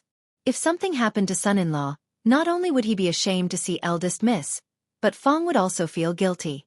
Moreover, son-in-law's disappearance this time was completely different from the last time. Last time, when son-in-law disappeared, Fong blamed himself, but it was not that serious. After all, if son-in-law ran away on his own, it was just that he did not keep an eye on him. But this time, son-in-law's disappearance was definitely not a possibility. "Ah, son-in-law. Son-in-law has not been here for a few days." "What's wrong? Son-in-law has disappeared." Uncle Han asked in confusion when he saw Fong's anxious face. Hearing this, Fong's body trembled, and the expression on his face became even more anxious. After gritting his teeth, he knocked on the door of another house. "What, son-in-law? I don't see him." "How could son-in-law be here? I don't see him. What happened to son-in-law?" After knocking on almost all the doors in the stockade, hearing these people's answers, Fong's face gradually turned pale. At the same time, in a shack in a remote mountain forest, the eyelashes of a young man lying in the corner trembled slightly. His neck hurts. This was his first feeling. In the past, He had only seen it in movies. Those experts only needed to chop the back of a person's head, and the person would immediately faint. This time, he had experienced it for himself. So he could really faint. Apart from the pain in his neck, he also felt a little dizzy. He raised his head and began to look around. This was a semi-enclosed space, probably similar to a shack. It was built with some simple wood. There was nothing in the shack, and the outside was covered with hay. It was extremely simple. At the moment, he was in a corner of the shack. His limbs could move freely, and he was not tied up with a rope. The waist knife was casually thrown beside him. It seemed that Wu Ying was quite confident in him. But thinking about it, through the small confrontation just now, Li Yi understood the difference between the two of them. Although he did not have a clear understanding of how powerful Wu Ying's martial arts were, there was one thing that was unquestionable. Even if he had a knife, he would only be killed in a second. Now was not the time to think about how powerful Wu Ying's martial arts were. Thinking of a way to escape was the most important thing. Usually, the bad guys that he met would at least be reasonable. Encountering this kind of guy who would fight at the slightest disagreement, Li Yi was also very helpless. Other than a little pain in the back of his neck and some discomfort in his abdomen, the other parts of his body did not feel any discomfort. He tried to stand up from the ground. At this moment, a figure walked in from the outside. "You woke up so quickly. Faster than I thought." Wu Ying looked at him coldly and said mockingly, "Tell me, what do you want?" Li Yi patted the dust off his body and replied indifferently, "I thought that Rui chose a trash. I didn't expect that you really have some guts." Wu Ying looked at him and frowned. He still had a mocking tone. He thought that after this scholar woke up, he would definitely cry and beg for his life. He did not expect that he would have such an attitude. He was just a weak scholar. Where did his confidence come from? He did not answer Li Yi's words. He looked at him and said, "Do you know, since I was very young, I had already decided to marry Rui." Speaking of this, his eyes suddenly became sinister. "That night, if it wasn't for Rui stopping me, I would have really killed you." Li Yi patted the dust off his clothes, tightened his sleeves and said indifferently, "And then? Could it be that this was the reason why he kidnapped him?" Since he did not hide his true face at all, it seemed that he did not intend to leave him alive. Some people in this world were really *king crazy. Of course, now she is no longer worthy of me. Wu Ying's expression was a little disgusted. He looked at Li Yi again and said, "Hand over the formula of Rui Du and liquor, and I will spare your life." Li Yi twitched the corner of his mouth. This kind of words could deceive others, but not him.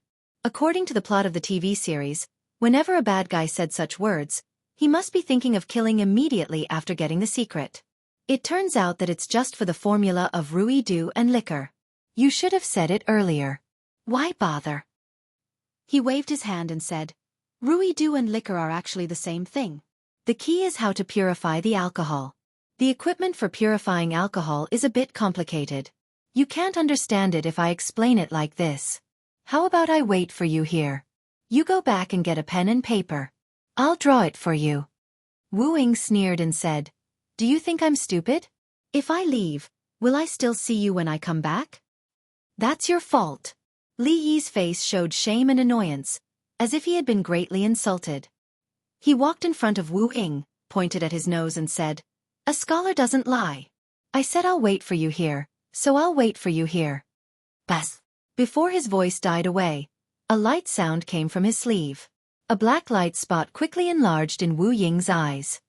"Thank you, Uncle Han." Li Yi thought to himself.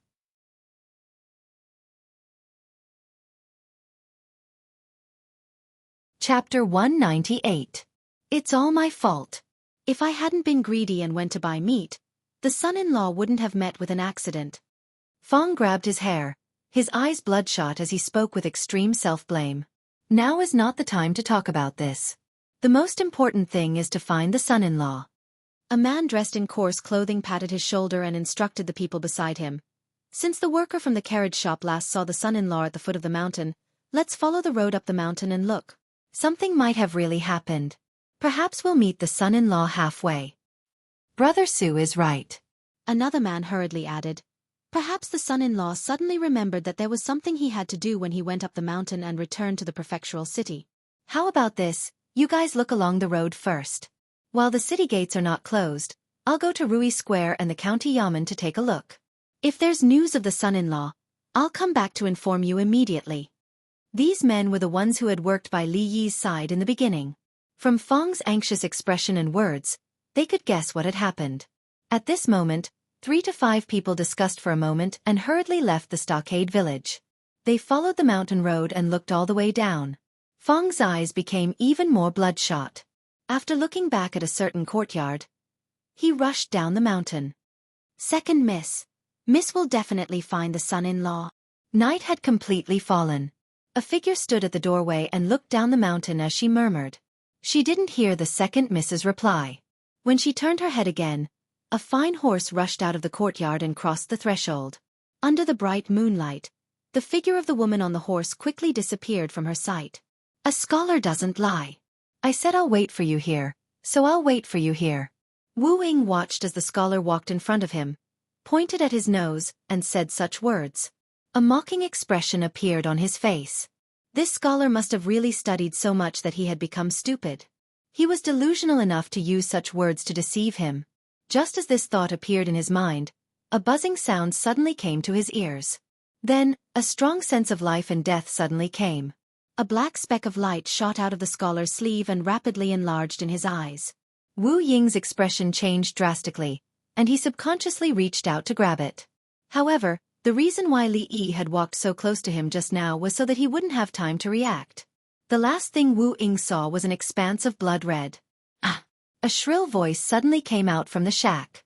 Wu Ying held the arrow in his eye with one of his hands.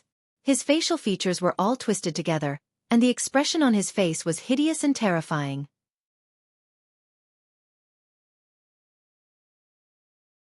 At this time, Wu Ying's hand no longer had the strength to hold the knife, and his body fell straight down. You! Wave after wave of strong tiredness hit his mind. Relying on a tenacious willpower, he spoke with difficulty. I put poison on the arrow. Li Yi slowly moved to his side, picked up the waste knife beside him, and placed it on his neck. Brother Wu, goodbye. Wu Ying held the knife handle and wiped it gently. His remaining eye suddenly opened wide. Don't worry, I will burn the formula of Rui Du for you when I get back. I hope there are no transmigrators in the hell of this world. After saying this, Li Yi seemed to have exhausted all the strength in his body, and his whole body went limp next to Wu Ying. Thanks to Uncle Han's craftsmanship, thanks to the powerful knockout drug used by Dainyu and his wife, and thanks to the formula of the floral water, Wu Ying didn't use the knife at the beginning. There was a tingling sensation on his thigh. When he reached out to touch it, it was sticky. He was afraid that it was stung by a branch just now. There was also a big hole in his clothes. He sat up with his hands, tore off a strip of cloth, and made a simple bandage. Only then did he turn to look at Wu Ying. This guy was simply a psychopath. On the first day after transmigrating, he was taken back to the village. Was this his fault? Just for such a small matter, did he have to risk his life? Damn it, did he still care about the law? Even martial arts masters would die if their necks were slit. A dead martial arts master, even if he didn't care about the law, would not be so terrifying. However, it would be disgusting.